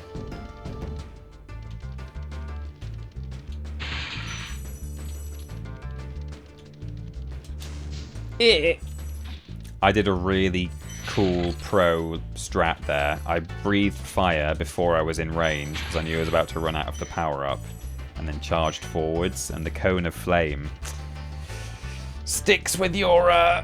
oh yeah, it really stays on your model, and you know, only a real pro Spyro player would know to do that. So... That's all right. You can donate $1,000 at ! Donate in the chat. You're welcome.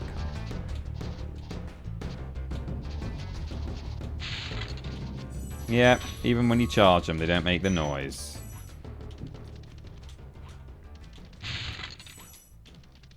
Pro gamer, that's right. We really need Rick. Some Rick alerts. If you win this, I reckon everyone has to be incredibly nice to you all day.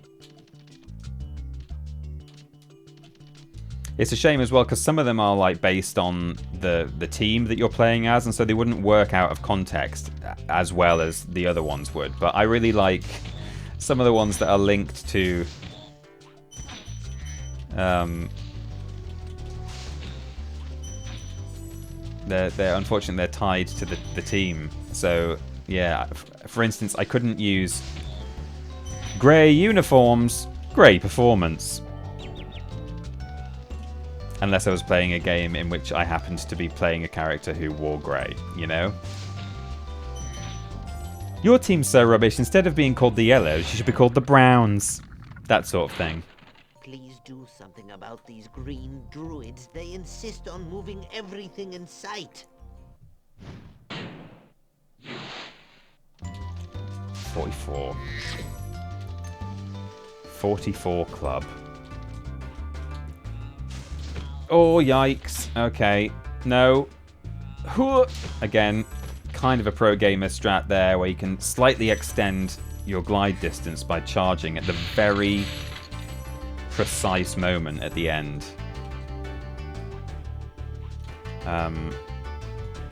Lovely. So... that's been relatively painless. Still got a little bit to do. I'm just going to supercharge there because it'll be quicker.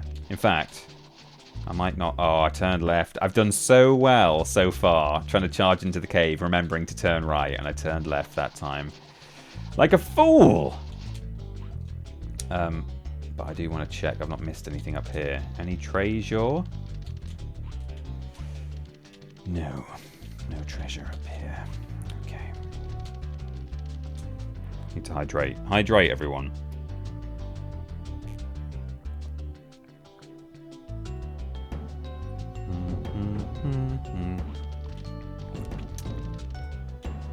Nate, I was about to say, I see you in the chat, and that would be insane.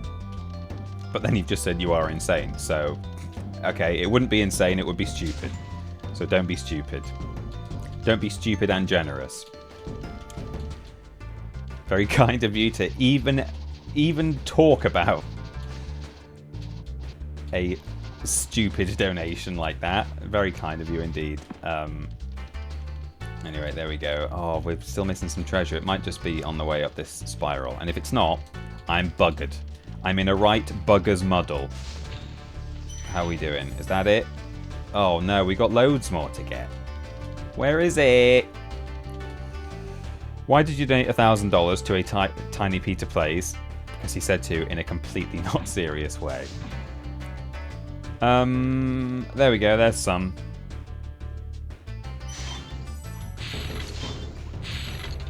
Ooh! Little fun roll there, just for style.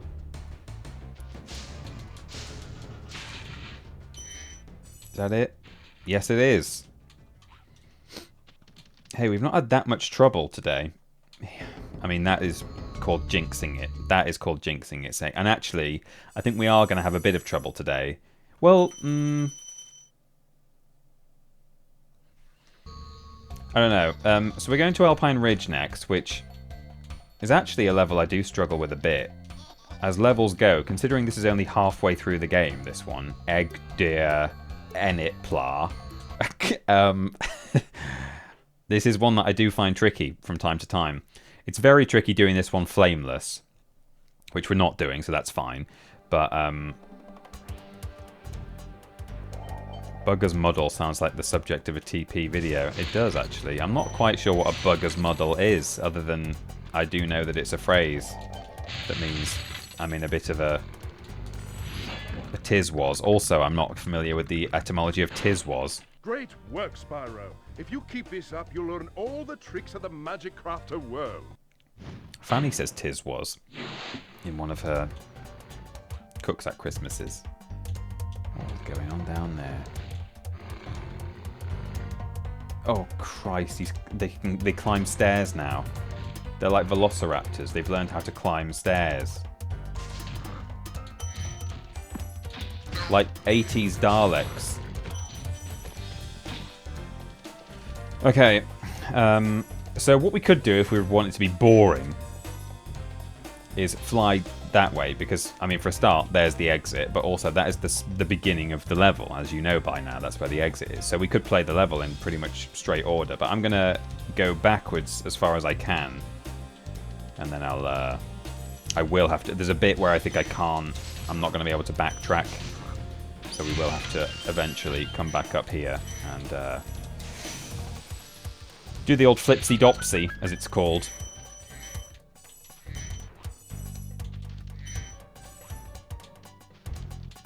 It's reversed, so it'll be easy peasy, EZ PZ. Yeah, that is how it works.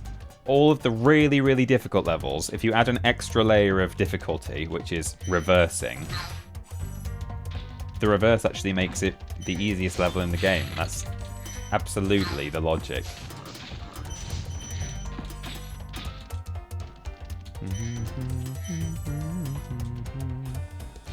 I'm wondering whether we are going to finish today. We've nearly finished Magic Crafters. I mean, I have to keep in mind that the Artisan's Homeworld, the final world of this run, is going to be a walk in the park. Almost literally, given that it's kind of themed like Parkland. Oh, thank you for releasing me. He could be my least favourite dragon. He's boring.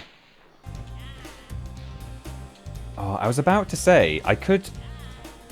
So this is the point at which I can't continue reversing, because I can't glide up there. But this man, actually, if I walk far enough away, is he going to start doing his magic again?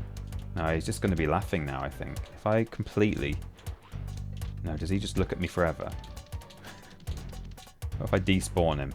No, he's still laughing at me from down there. Look at him. He's pointing and laughing at me from all the way over there. While he was still doing his magic, he was actually lifting that platform that he's on. But... and if I'd been able to...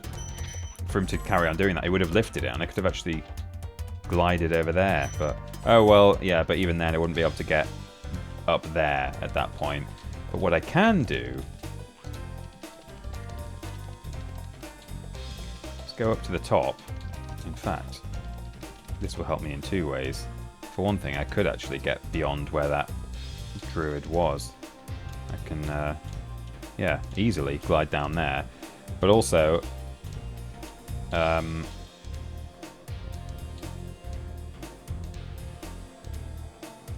I do it? Those who know, know. I think it's here.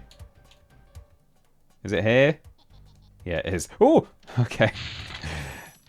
No collision on that one piece of wall for some reason.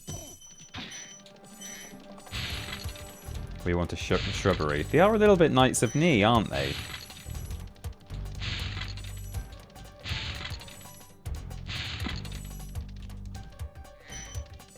Oh, that's not even the comparison you guys are making, but they do look a little bit like Knights of Ni. Tall and thin with a beard. Remember that these blue thieves haven't stolen eggs only in the Magic Crafter world. Don't worry, I'll take care of them. Cool. Along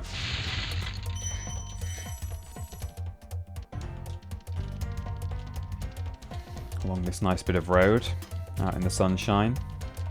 Lovely stuff. This is a good example. I mean, it's not the one that I immediately think of, but this kind of thing is a good example of the sort of stuff I've talked about before. The level design in this whole game.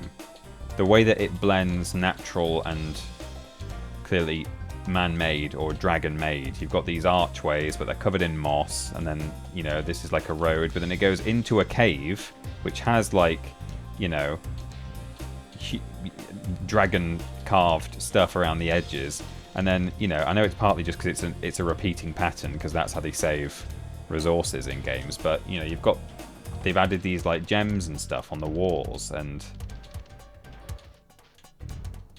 you know, it's like a mixture of caves, but someone's made it into a nice dwelling. And I think Spyro 1 in particular does that so well. You know, it just blends the two beautifully.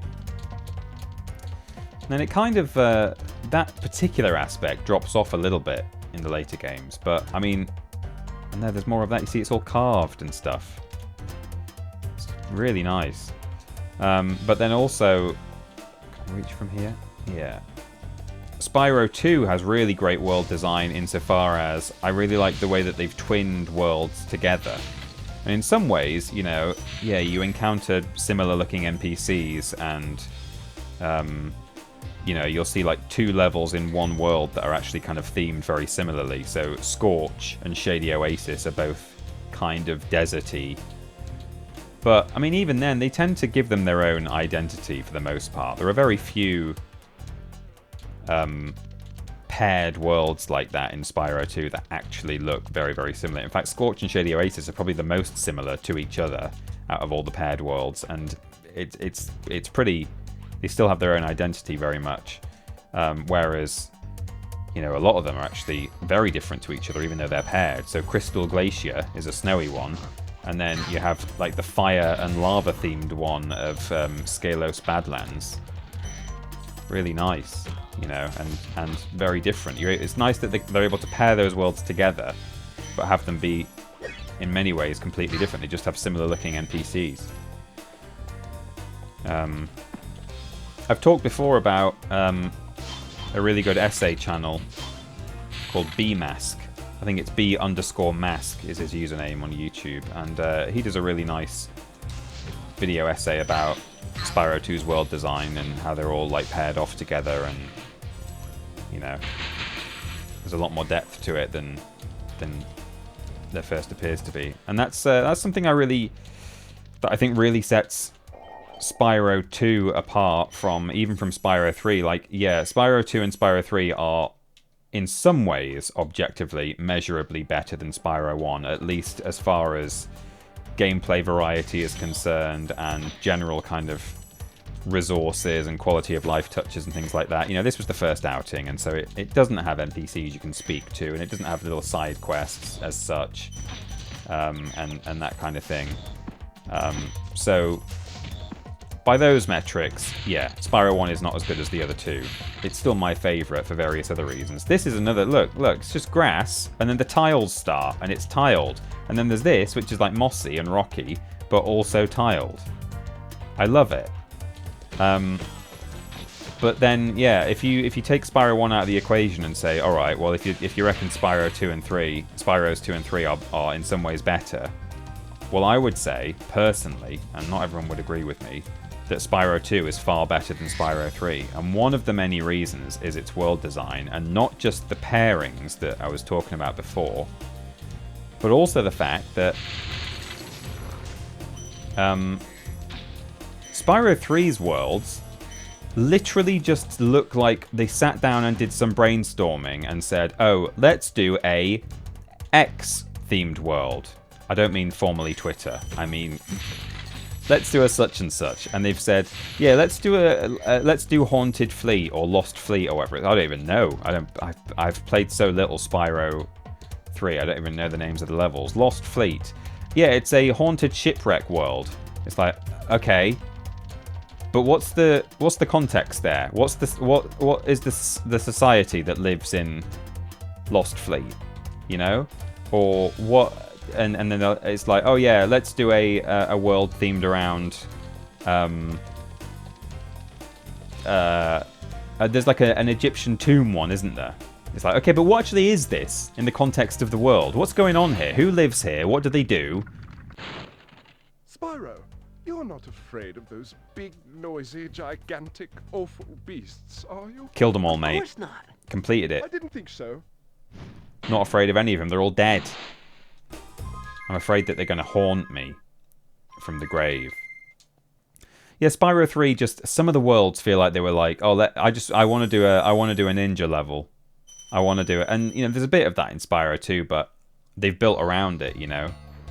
Whereas I feel like they didn't really do that so much in Spyro 3. They wanted to do certain themes and gimmicks, and they were like, okay, let's just do it. Here's the Egyptian tomb. Shrug.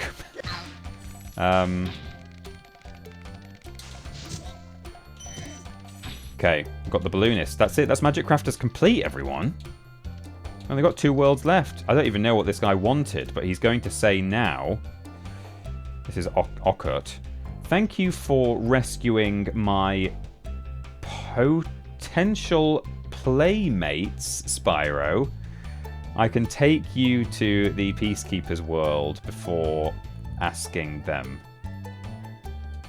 I wonder what he asked for to begin with. We should have come and seen what he wanted. Can you rescue 40 dragons so that I can play with them? Dunno. Oh, that's a big jump, Spyro. Well done. Spyro 3 probably goes hardest in the racist stereotypes. Does it? I'm not saying it doesn't, but I'm trying to... Again, because I don't know that game as well. I mean, I have played it like 3 or 4 times, but... Yeah, it probably does. I believe you. Hello, Tide Author Dan. Welcome in. And some kind of div. Nice to see you guys.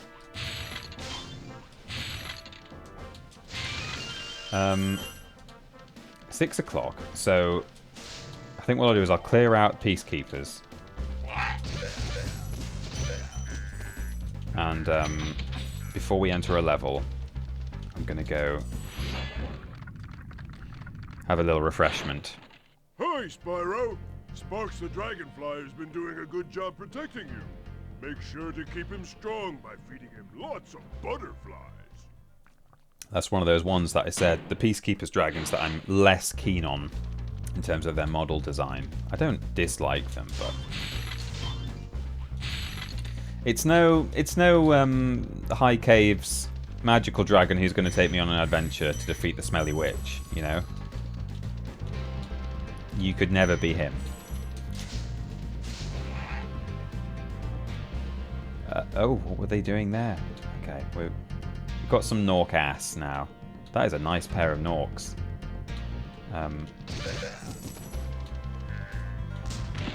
Let's do this for fun. You don't have to do it this way, but yeah, that's always... I like doing that.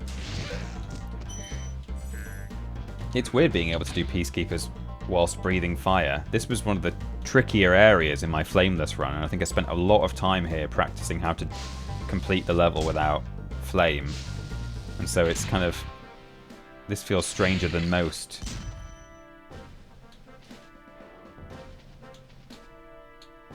Doing it with flame. There we go.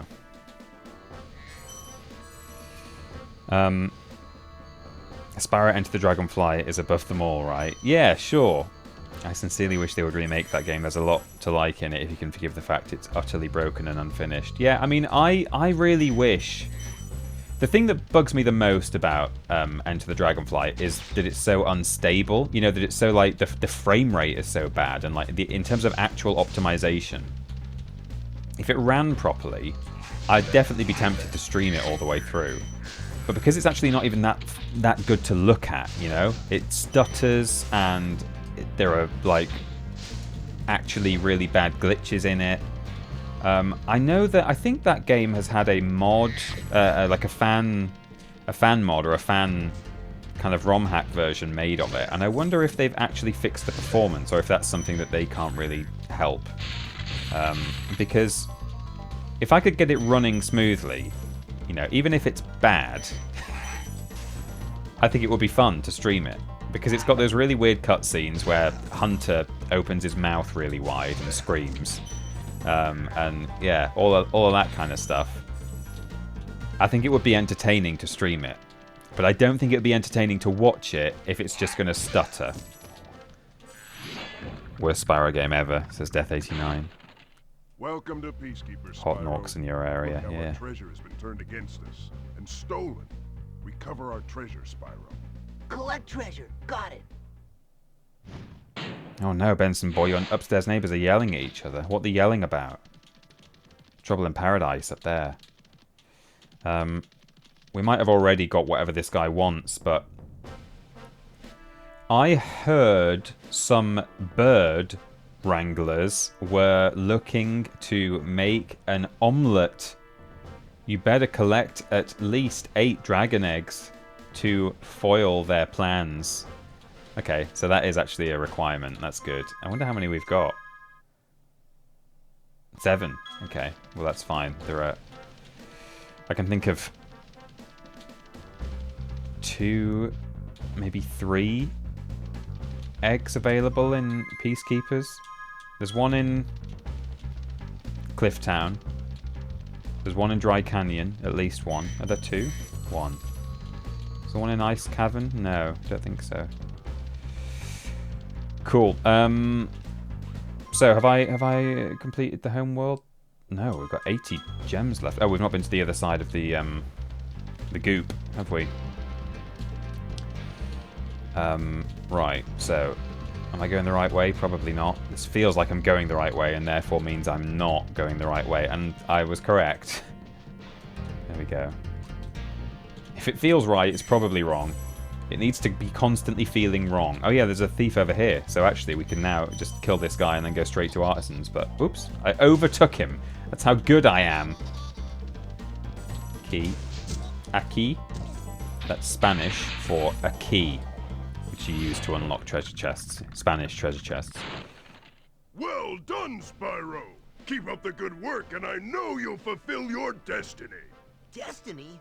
I just want to kick some... Just toast those enemies and collect the treasure. You can feel the budget running out as you're playing it. I was thinking about Enter the Dragonfly recently, how compellingly bad it is. Yeah. I'm pretty sure I heard somewhere that someone made a mod that fixes some of the bugs and things in that game. And yeah, I just want to know if it increases the performance. It doesn't have to be absolutely, you know, perfect, but I would want to know that it's going to not be difficult to watch for people. And if so, I'd be tempted. I'd be tempted to stream it. I did stream like 2 hours of it, I think, at Triple Jump, just for a single session, and I was like, fuck this. I'm not doing this anymore.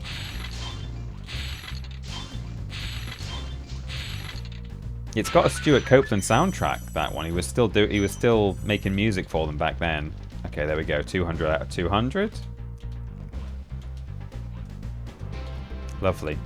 Something else that I think could be fun in terms of audience submissions. I don't necessarily even have to wait till I'm affiliate to do this one, but I may as well kind of implement all these things at the same time. I think it could be fun to do suggestions for my BRB sort of Sims loading screen card, and people can add things to my to-do list, you know.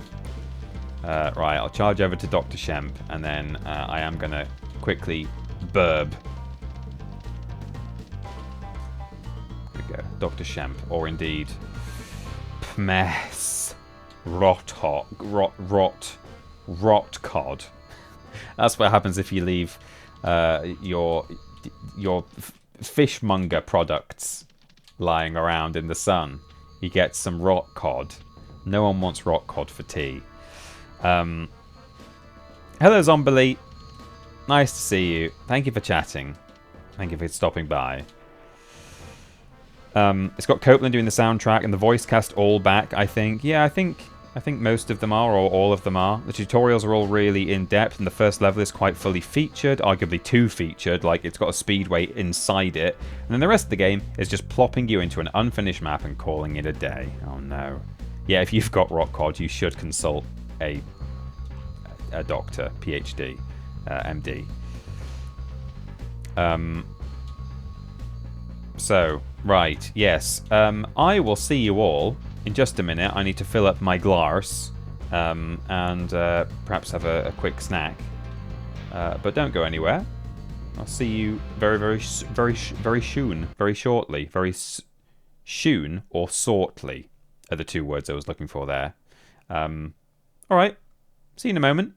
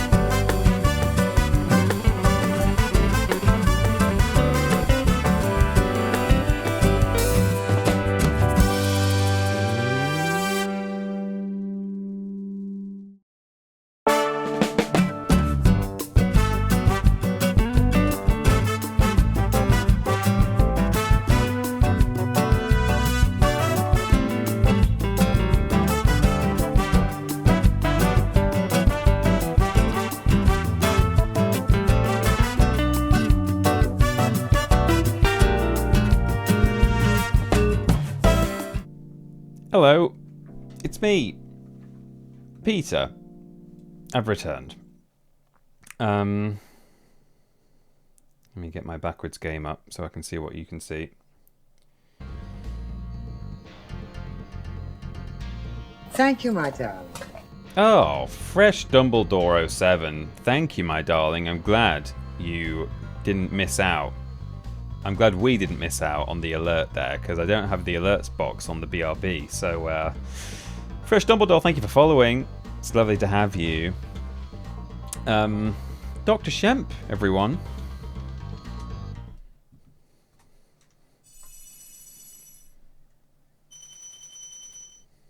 Thank you, my darling. Oh, and Buddy Games is now following. Hello, Buddy Games. Thank you very much for following. I think I've already VIP'd you. So, or did I? I definitely added you to my recommended channels, or like my followed channels. Oh, this is weird. The bridge isn't extended. Where's Shemp? Over there. Who of Buddy Games fame do we have the pleasure of right now? Is it Nico? Do.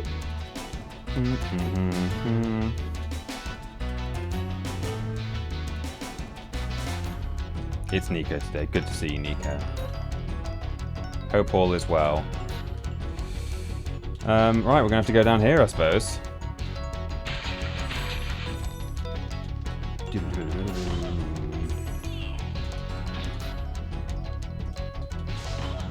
Thank you, my darling. Oh, this is weird. She's throwing the guys backwards at me.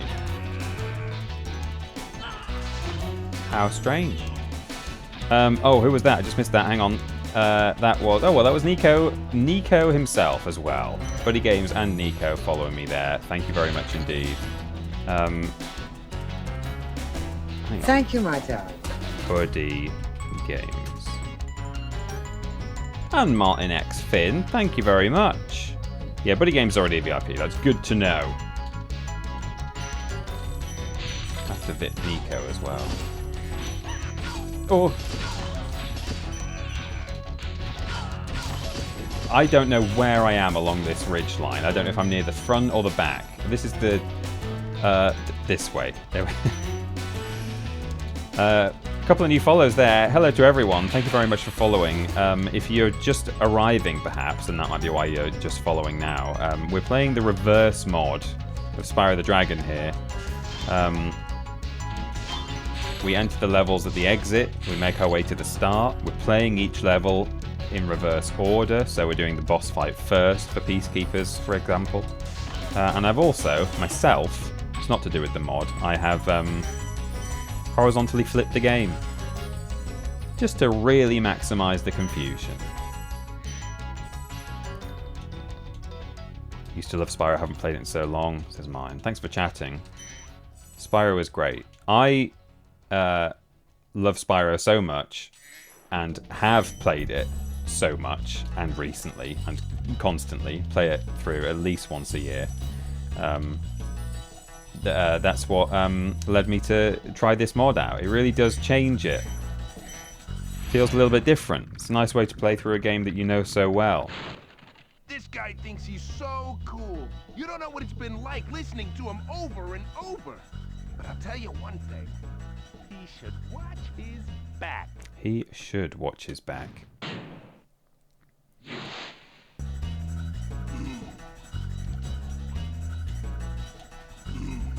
Yeah, Buddy Games doesn't have a diamond, but when I'm saying /VIP... Oh, it's got 2 S's.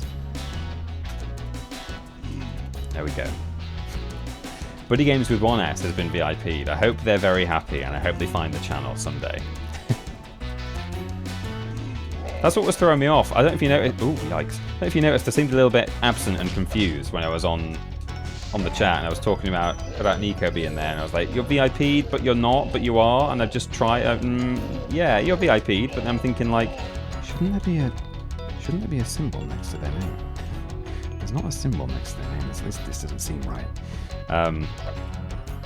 Never noticed that you've got 2 S's. What else do I stream? What else do I play? Asks Martin. I've actually only just started streaming on this channel. But for the most part, I'm going to be streaming more retro stuff, either playing it as intended, rather than, you know, with mods enabled, or... It's weird, I'm so... Ooh, I'm very familiar with this boss, but I think even just going up these steps the wrong way around is kind of confusing as well. It's funny the kinds of things that you get confused about when... Brilliant. Just by flipping the world around. You might be happy to know, but I saw Mikey again before Christmas. Oh, that's lovely. I've not seen Mikey in person since... well, last summer I saw him, but he is a lovely boy, yeah. I'm not even looking where I'm going. I'm reading the chat. Sorry, everyone. What else will I be playing? Well, yeah, a lot of retro stuff, PS1 and PS2. At the moment, we're also playing through Tomba 2, or Tomb 2, according to taste. The idea was to play the PS5 version, but then my capture card conked out, so I downloaded the ISO instead, and we're just emulating it. But that's what the PS5 version is anyway, so we're not missing out. Did I get the key? Yes, I did. 25. Is that it? Are we done? We got it all? We got it all. But this week I'm going to be playing some Scribblenauts, but in the most cursed way possible. Scribblenauts Unlimited. Hang on, let me pull up my own schedule here. It's all kind of in flux at the moment. Dean the DM, thank you, my darling, for following there. It's lovely to have you. I appreciate the follow. So currently, my temporary schedule is that on Wednesday, this Wednesday at 3 till 6 p.m. GMT, I'll be playing some Scribblenauts Unlimited, but I'm going to try and solve the puzzles, pretty much relying on the worst and most cursed items that have been made on the Steam Workshop.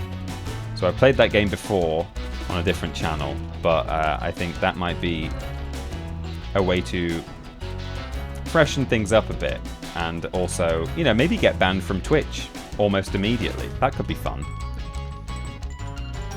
I fondly remember your scribble... Oh, I've turned the wrong way, haven't I? Because of the flip. Here we go, this way. Fondly remember your Scribblenauts streams from the lockdown days. Well, that's good. It will be less wholesome, but hopefully very entertaining.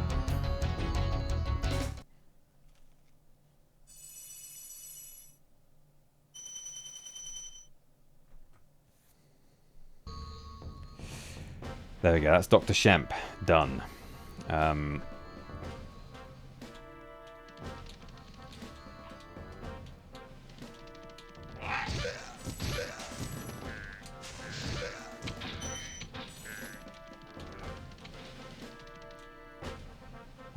So next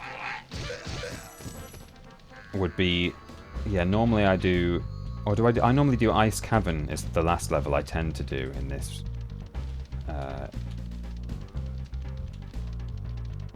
There we go, yeah. Before I do Dr. Shemp, I tend to do Ice Cavern. So let's do it now. Do it in true reverse order. Now this one might be a bit confusing backwards. So how long needs to pass before we get to see the Yorkshire Goblin again? Hey, I mean, you know, that could come pretty soon. Thank you for releasing me.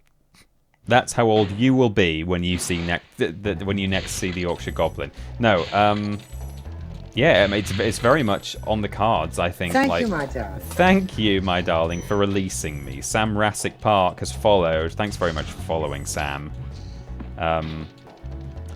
Yeah, the Yorkshire Goblin is Grip Hook. I don't know if he's canonically Grip Hook, but he's one of the Gringotts goblins in the PS1 version of Harry Potter and the Philosopher's Stone. And I will definitely be playing the 2 PS1 Harry Potter games sometime fairly soon on this channel.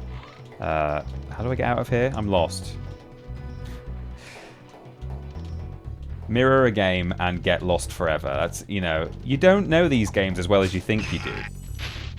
Pick your favorite game in the world, and I guarantee if you just flip the camera around, you will be as lost as I am in Spyro 1. Yeah, we'll absolutely be playing some PS1 Harry Potter very soon. I think I would like to perhaps get to affiliate first, just to give me as many of the bells and whistles as I can have on the channel, because, you know, I think they might kind of come into play a little bit, particularly if we're playing Harry Potter. There could be some fun to be had with PS1 Hagrid and the Goblin and stuff, so it'd be good to get those treats available. But we're nearly there already, which is good. Squish. And then also, once we have reached that stage, before I actually stream those games, it would be very nice to initially do a charity stream for a trans charity. So... Doing, so I have to focus there, otherwise you charge right off the edge. So, yeah, before I stream either of those games, it would be nice to raise a bit of money for a sort of either an LGBTQIA plus charity or specifically a trans rights charity or trans mental health or whatever. Yeah. You've done well, Spyro. Some dragons thought you weren't ready, but I knew they were wrong. I'm ready, all right. Ready for what? DDoS attack. Be excellent to each other and party on, dudes. Let's hope it's not a real DDoS attack. It's just someone who is dressed as one. We'll all be excellent to each other, we promise. As long as there's no DDoS attacks. And then we'll get sad and cross. I really need to play that DC Comics Scribblenauts game someday. Yeah, I've thought about playing that as well, because when I wanted to play Scribblenauts, I was like, oh, well, I've already played it on Triple Jump. I probably shouldn't play it on this channel. And I thought, okay, well, I'll play the DC version instead. And while I fully intend to maybe do that as well at some point on stream, I realized, oh, wait, I could play Scribblenauts Unlimited in a different way by simply getting the Steam workshop to ruin our lives. Stop us from going to heaven. Commie Spriggan says, that's so sweet and conscientious, peeps. I mean, fair, what should I say? Credit where it's due. The idea came from the community, but it's a great idea that I agree with. I think it was Plushy Loves Jenikin who suggested it. So I can't take all the credit, but I certainly agree that it should be done, even if I didn't think of it myself to begin with. I think we've been locked out of heaven a long time ago, yeah. Some big Norks up ahead are wearing armor. Well, I've already got them. They're already dead. Psst. Spyro, some big Norks up ahead are wearing armor. And in the ice cave, armor can make their feet very slippery. They're wearing armor on their shoes. They actually are, thinking about it. They wear metal sandals. I think, is there one left? I don't think there is. I think we've got them all. So we won't be able to see. But, yeah. Armor makes their feet very slippery. They could be invincible, those guys, if they just weren't wearing metal sandals. Slipping all over the place. Do I have the key? No. We might still see a metal Nork, actually. You'll be able to see his shiny shoes. The shoe shine. Does anyone ever get good enough at this game to just charge those lampposts without calibrating first? I mean, yeah, probably the speedrunners do, because they're just following the exact same line all the time. I imagine they probably know what they're doing. But who knows?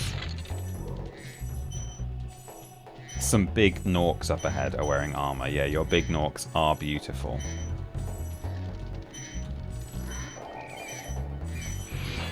Well, it's looking to me like... A word of caution, little one. Wait until you grow big, like me, before charging those large enemies. We may only just not finish the game today, because ordinarily I would overrun. But I have got a date tonight with Ben Potter and with Super Patron at Worst Games Ever, Super Patron Nate. One of our rewards we do on the Worst Games Ever Patreon at a ridiculously high tier is... Oh, yikes. Is game night. Once a month we play games with our top tier patrons. And tonight's the night. So, I'm heading off to play some more games. 7 o'clock. So I can't linger, sadly. So, we'll see how far we get. I mean, as I say, the last couple of levels should be really quick. Thank you for releasing me.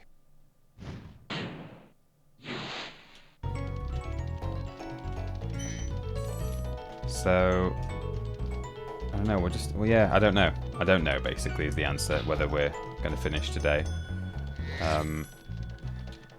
What are y'all playing? We're playing Minecraft at the moment. It's, we don't have to, it's not something you have to play on game night. We play various, we're open to playing various things, but that's one thing we're always down to play. Yeah, I've been up there, so I don't need to go up there. I just need to head back to the start of the level. That's fine. Send pics of the creations in Discord if you all want. Yeah, I mean, we're not actually... creations is a generous word. We kind of, as much as anything else, we're using it as a... It's more of just a nice something we can do while we chat. We tend to just chat for, like, a few hours, a couple of hours, and we happen to be playing Minecraft. You know, like... half the time, we're not even in the same cave as each other. We're just on voice chat. We've all got Minecraft in front of us. But, yeah, we've basically made a base that is just, you know, has a load of supplies in it. And that's sort of it. Or several bases. So, yeah, not an awful lot of creativity going on there. It's just good vibes, that's all. Right, there's the treasure chest. Getting a bit all turned around here. And hopefully this will be enough of this will be all the final treasure. Oh no, did I not get the key still? It's down there. See, this is where playing it out of order comes into play. It's not so much the horizontal flip that's screwing me over there. It's just doing things out of the usual order that I would do them. And now I don't even know which is the way up. It's this way, okay. Probably someone who doesn't know these levels by heart has an advantage over me with the horizontal flip, because they'll be like, yeah, to get up those stairs you turned right last time, just turn right again. It's easier to remember if you don't have that muscle memory to overwrite. You just think back like 10 seconds ago when I was here before, whereas I'm thinking back years ago when I was here before as a child. Oh no, it's not all of the treasure.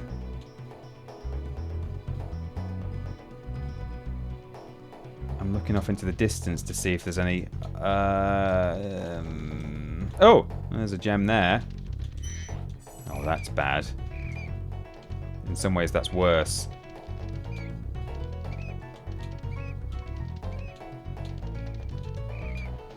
Okay, I'm thinking if it's anywhere, it's up rather than down.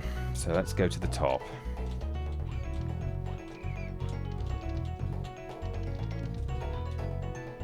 Not on there, not on those lamps.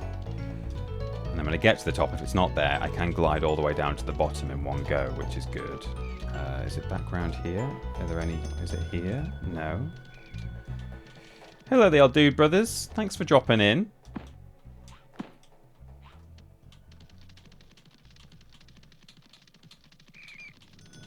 Could there be some behind this thing? Yes. Oh! That's it. That's all of it. Oh, I thought that was going to be a lot more of a faff. Cool. Exit. Up we go. Saddles are craftable now. Yeah, so I heard. I get to watch 10 minutes of classic Spyro action before I head to work. Have a great stream, TP. Hello, Tim Tam Jim Jam. Thanks for coming in to watch some classic Spyro action. It's only sort of classic Spyro action, though, because, of course, it's flipped the wrong way around. So it's only partially classic. But yeah. Is this Cliff Town? It is. Nawat Filk. You haven't recreated the Swan Ride. No, we should do. We should recreate the Swan Ride. Okay, where are we? We're at the top of Cliff Town, which is a good place to be, actually, in terms of completing the level quickly and efficiently, because it means we can immediately cross the river. Oh, yikes. No, it's left, not right. I wondered where the level was then, but it's just because there's a stairway. Oh, God. Let's not forget these, because I will. If I don't do them now, I'll forget which cauldrons I've flamed. Hello, Duke McChicken. Lovely to see you. Hey, what's on the other side of that river? Why don't you glide there and find out? I usually just fish and get loads of saddles in Minecraft, if that helps. Oh, can you get them from fishing? Okay, we're gliding there to find out. That blew my mind as a kid, that you could just glide into the distance. It looked like background scenery.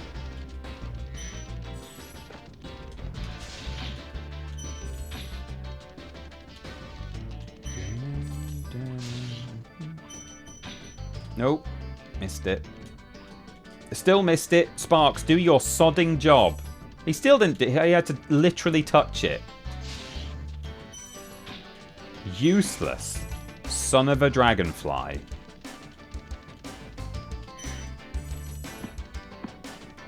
Oh, jeez. The bonks.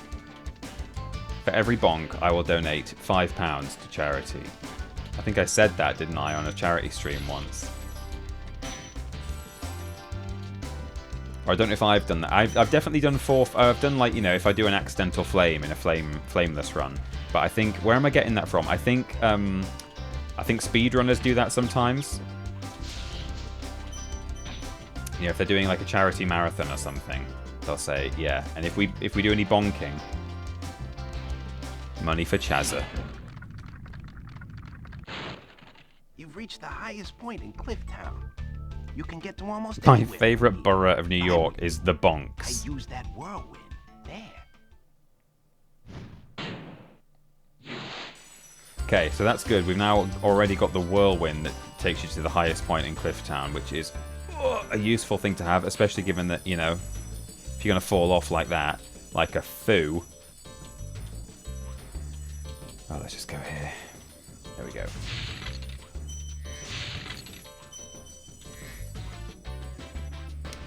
In terms of other games I'm thinking of streaming specifically, I know I keep sort of just generically saying, yeah, I'll do some retro stuff, mostly PS1, do some PS2, but actually I should probably put some of them out there and see who's interested in what. I've thought about playing Lego Star Wars The Complete Saga, which is not the Skywalker Saga. Instead, the Skywalker Saga is the one that is ironically more complete than the Complete Saga. The Complete Saga was the episodes 1 to 6. I think that could be fun. Skywalker Saga was, you know, I mean, it was certainly an achievement. They did a lot, but that's not always a good thing. And I found it a bit overwhelming. And, you know, maybe I'll still play that at some point, but... Oh, yikes. Yeah, I've thought about playing that. Complete Saga, I think that could be fun. How's a dragon supposed to flame metal armor anyway? Remember, Spyro, flame won't harm metal, but charging with your horns, that should do the trick. Yeah, Nate's right. The it's a fairly punishing seed we're on in our Minecraft world, actually. And it is kind of icy and snowy near the base, so it probably is kind of like Nate's actual house. He doesn't get the escapism. He has to actually live his real life in our Minecraft playthrough. Yeah, so let's play some Lego Star Wars. That could be fun. Oh, how do I break that? Oh yeah, there's a firework on one of the roofs.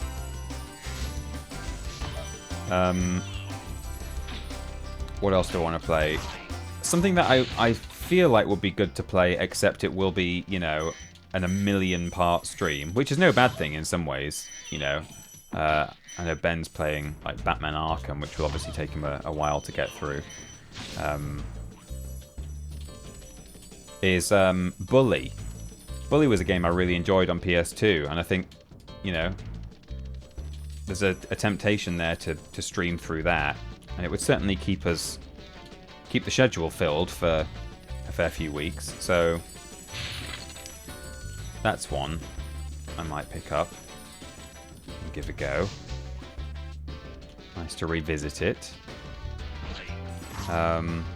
Something else I would really like to play, and I kept nearly doing it at Triple Jump, but the main thing that put me off is the music issue, would be Tony Hawk's Underground 1 and 2, because I think we could have a lot of fun. They're actually kind of wacky, those games, and we could create an absolutely abominable custom character as well, so that could be funny. And then, you know, Tony Hawk's Underground 2 has the cast of Jackass in it, which is kind of weird. Oh, that actually worked. You can just tilt your head up and flame it from here. Perfect. But obviously it's got that teen angst soundtrack, so I've thought about maybe pulling together a bunch of Tony Hawk's-ish sounding tracks from the YouTube audio library or something, and creating a playlist that I can just have running in the background. That's definitely a possibility. Or if any of you guys are in bands and want me to play your music, that could work. So maybe nearer the time I'll kind of look into that. Right, we've got one last area to go to.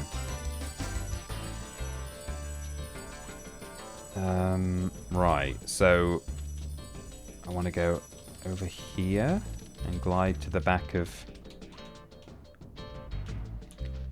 Here's a fun thing. I'm just going to do a save state because this is unnecessary.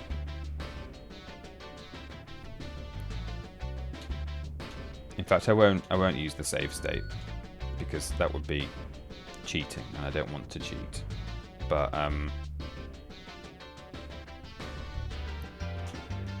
can we do it?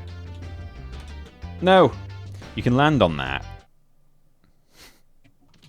And I don't know if it was really intentional, or if it was ever supposed to be there. But you can land on it. We're not going to, though.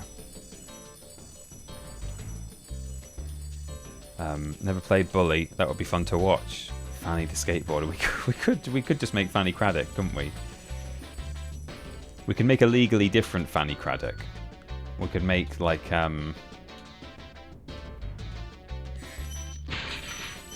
Nanny Haddock.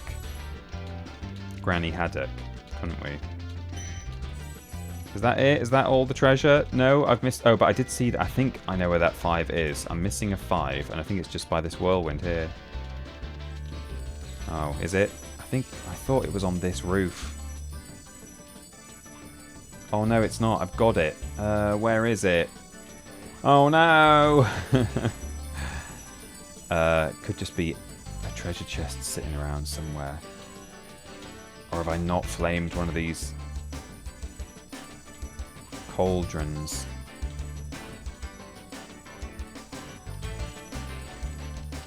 Phony Craddock.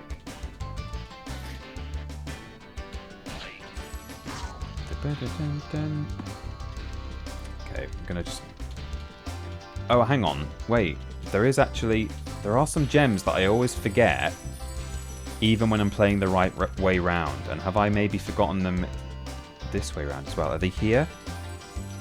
Oh, yeah. That's where they normally are, the ones that I forget. But... I think there's some on like the bottom step here. No. I should have flamed the cauldron that I walked past earlier in case that's it. Any here? No. Here. Let me quickly just flame this cauldron so that I know I've done it, and then I'm going to make my way back up to the top of... Okay, I think that's the first cauldron, isn't it? Or is there one back here as well? Yeah. Okay. Climb back up the top, flame all these ladies and their cauldrons, And we'll see how we get on. Oh, there's a chest right there. That's it. I saw it. What else do I want to play? I have streamed Klonoa. Well, Klonoa 2 is even better, actually. But yeah, that might be one that I revisit. I am tempted to revisit a lot of the things I've already streamed on Triple Jump. And actually, towards the end of Triple Jump, I had started to revisit stuff I'd already streamed on Triple Jump. So I played through... Oh, that's where the exit is normally. So I have to go this way, of course. I did a second run through... This is so cursed to see, says Rob the Gamer. I know, it's so confusing. I did a Bugs Life stream, didn't I? Towards the end of Triple Jump. And did I ever play... I think I only played through Rugrats Search for Reptar the once. I don't think I did it. Maybe I did it a second time near the end. But anyway, that's another one I do want to... I mentioned that earlier, actually, in the stream today. So, yeah, you know about that one. No, this way is towards Dry Canyon. Up there. Crash Twinsanity. Yeah, see, I've never... Ooh, bonk. I've never played that properly. I think I've played the first half hour of it, or hour, or something, and that was... I've heard that oh, sorry, bonking the microphone while I suddenly realise there's a guy pointing a gun at me. I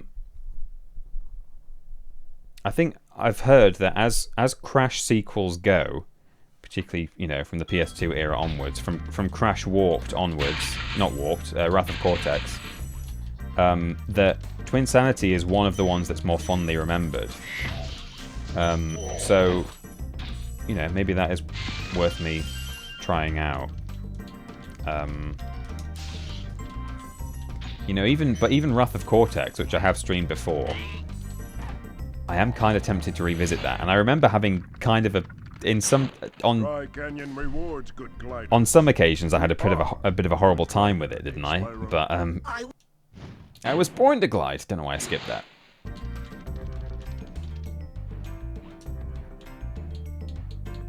Oh, yeah, okay, that's not where I thought I was going, but we did need to come this way anyway.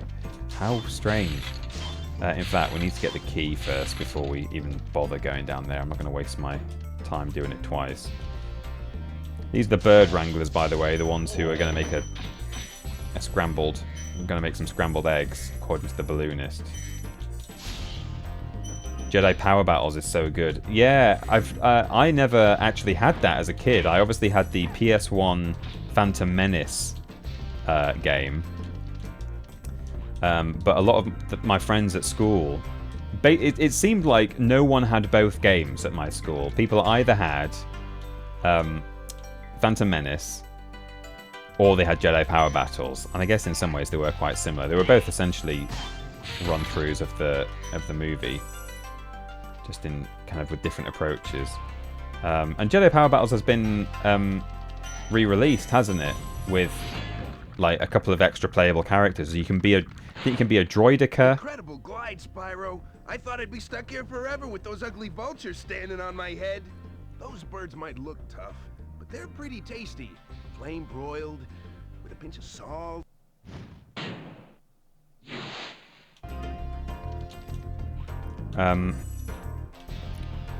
Maybe it wasn't a droidica, but you can certainly play as a battle droid, you can play as a Gungan. So, you know, that's all quite fun. Oh, nice. The ambush. So, yeah, Jedi Power Battle sounds like one I should play. The only reason because that's the kind of game that you would think I would have played by now on Triple Jump. The only reason I never got round to that one is... It looks like it's probably quite punishing, quite hard. So I don't know. I've also never played through Revenge of the Sith on PS2, which a lot of people have very fond memories of. So that must be worth a go on stream, right? Yeah, I should play that. Thank you for releasing me. It was very hard, says Duke McChicken. Yeah, that's what I've heard. So that might be a bit of a grind on stream, but we can see. We could have a go.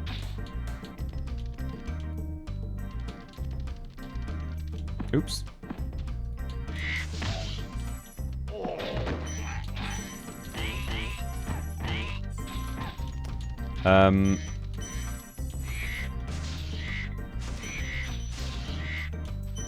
Twin Sanity wasn't well loved at the time, but it has had quite the rehabilitation. Okay, is that it? Got a bit of a cult following. I replayed Shadows of the Empire not long ago, and that was an absolute banger. Are you the young dragon I've been hearing so much about? Ever since you're a wee puff of smoke, we've known, You've known? I forget. Yeah, there's that new pod race. Oh, it's not pod racing. I think it's like speeder racing. But yeah, that was revealed at the Game Awards, was it? That new Star Wars racing game. And I was like, oh, this looks good. But I was like, the more I thought about it, I was like, oh, this is going to be like Star Wars Squadrons, isn't it? That recent flight sim game that they did, which again, I kind of enjoyed. I liked the idea of, and I enjoyed playing it to an extent. But it was so clearly built for the multiplayer experience, and you know, just had like a bolted on campaign. And so I kind of thought this new Star Wars racing game is either is going to be similar or worse. I thought, oh, actually, I bet this game isn't even going to have a campaign. It's just going to be a multiplayer racing game, you know, like an almost live service maybe. But actually, oh, this is a tricky glide, and I didn't get a good start, but I managed it, okay. But actually, they have confirmed it does have a campaign, and alright, it might still be a bit bolted on, you know, like they've just done it for the sake of it, so they can say they've got one. But, yeah, that should be fun. So I'll give that a go, I think. But, you know, I almost certainly won't be touching the multiplayer, because any game, any racing game that has a multiplayer component almost immediately becomes unplayable, unless it's got really good matchmaking and actually puts you with new players who don't know what they're doing. You know, it was the same with Crash Team Racing Nitro Fueled. You know, a really good remake of that game, for sure. Like, it was a good Crash Team Racing game. But the moment you sit down and try and play against people online, I just did not have fun. And that's not to say that unless I'm winning, I'm not having fun. Like, I enjoy a challenge, but it wasn't even a challenge. It was just impossible because of these fucking racing nerds who are like good at it. How lame are you that you're good at a game, right? So yeah, I didn't have a great time with CTR multiplayer, and I kind of worry that this racing game will be similar with its online component. So, oh, where's the last of the treasure? Oh, I know where it is. It'll be on the thief run around here. I don't think I've been here yet, have I? Or have I? Oh, I think that was it. Yes. Got the dragons? Yes. See, normally I wouldn't have to check if I've got the dragons because I go through the same route every time, but because I'm playing this in such a broken up way, I never even know if I've got the dragons. It's from ex-Burnout dev, so I have high hopes. Yeah, that's right. I forgot about that, but that's true. Okay, I think we've got a flight level to do, haven't we? And then we've finished Peacekeepers. No time to totally wrap it up, but by playing the artisans. If Town Square didn't exist, I could probably blitz through. Well, no, there's a Sunny Flight as well, isn't there? So yeah, no time. But that's fine. We'll finish this off next time, and maybe I'll get some other, maybe Spyro 1 related thing, so that it's all fairly cohesive, and we'll switch to that for the remainder of the next stream. It's not to say that I'm always going to have something Spyro related on the go, but I don't want to necessarily start a stream next week and it just be about 20 minutes of Spyro 1 while I mop up the last of the reverse mod and then switch to something completely different, you know? So I'll sort something out by way of yeah, Spyro related extra content, I think, to fill out the remainder of that stream.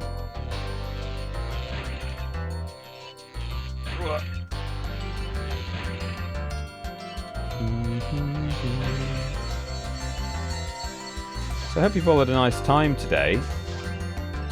I have. Thanks to everyone who followed. Thank you for the donations as well. Oh, where are the lamps? This way. Have I run out of time now?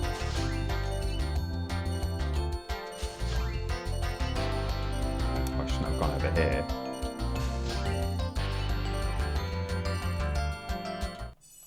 I did it wrong. I got lost. Again. Story of my life in this playthrough.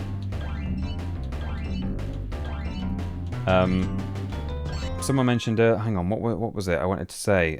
Someone said, have I seen... I enjoyed you playing Atomfall, but always enjoy seeing how differently others play it. Yeah, Atomfall was a lot of fun. Big Hops. You should check out Big Hops. What's that? A Straw Hat NPC. Let me know what Big Hops is. There's also The Carters. Is that what it's called? The Carters 2?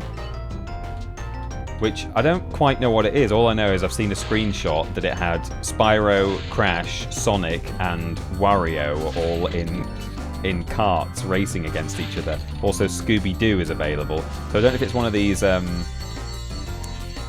kind of community-driven, no pun intended, games where you can just download. Because I can't imagine those are official. That they've got the rights to officially use Spyro, Crash, Sonic, Mario characters in a kart racing game. It feels like one of these community games where they've sort of just added a whole bunch of stuff. You know? I don't know much about it, but I want to look into it and maybe give it a go, because apparently it plays like Crash Team Racing does.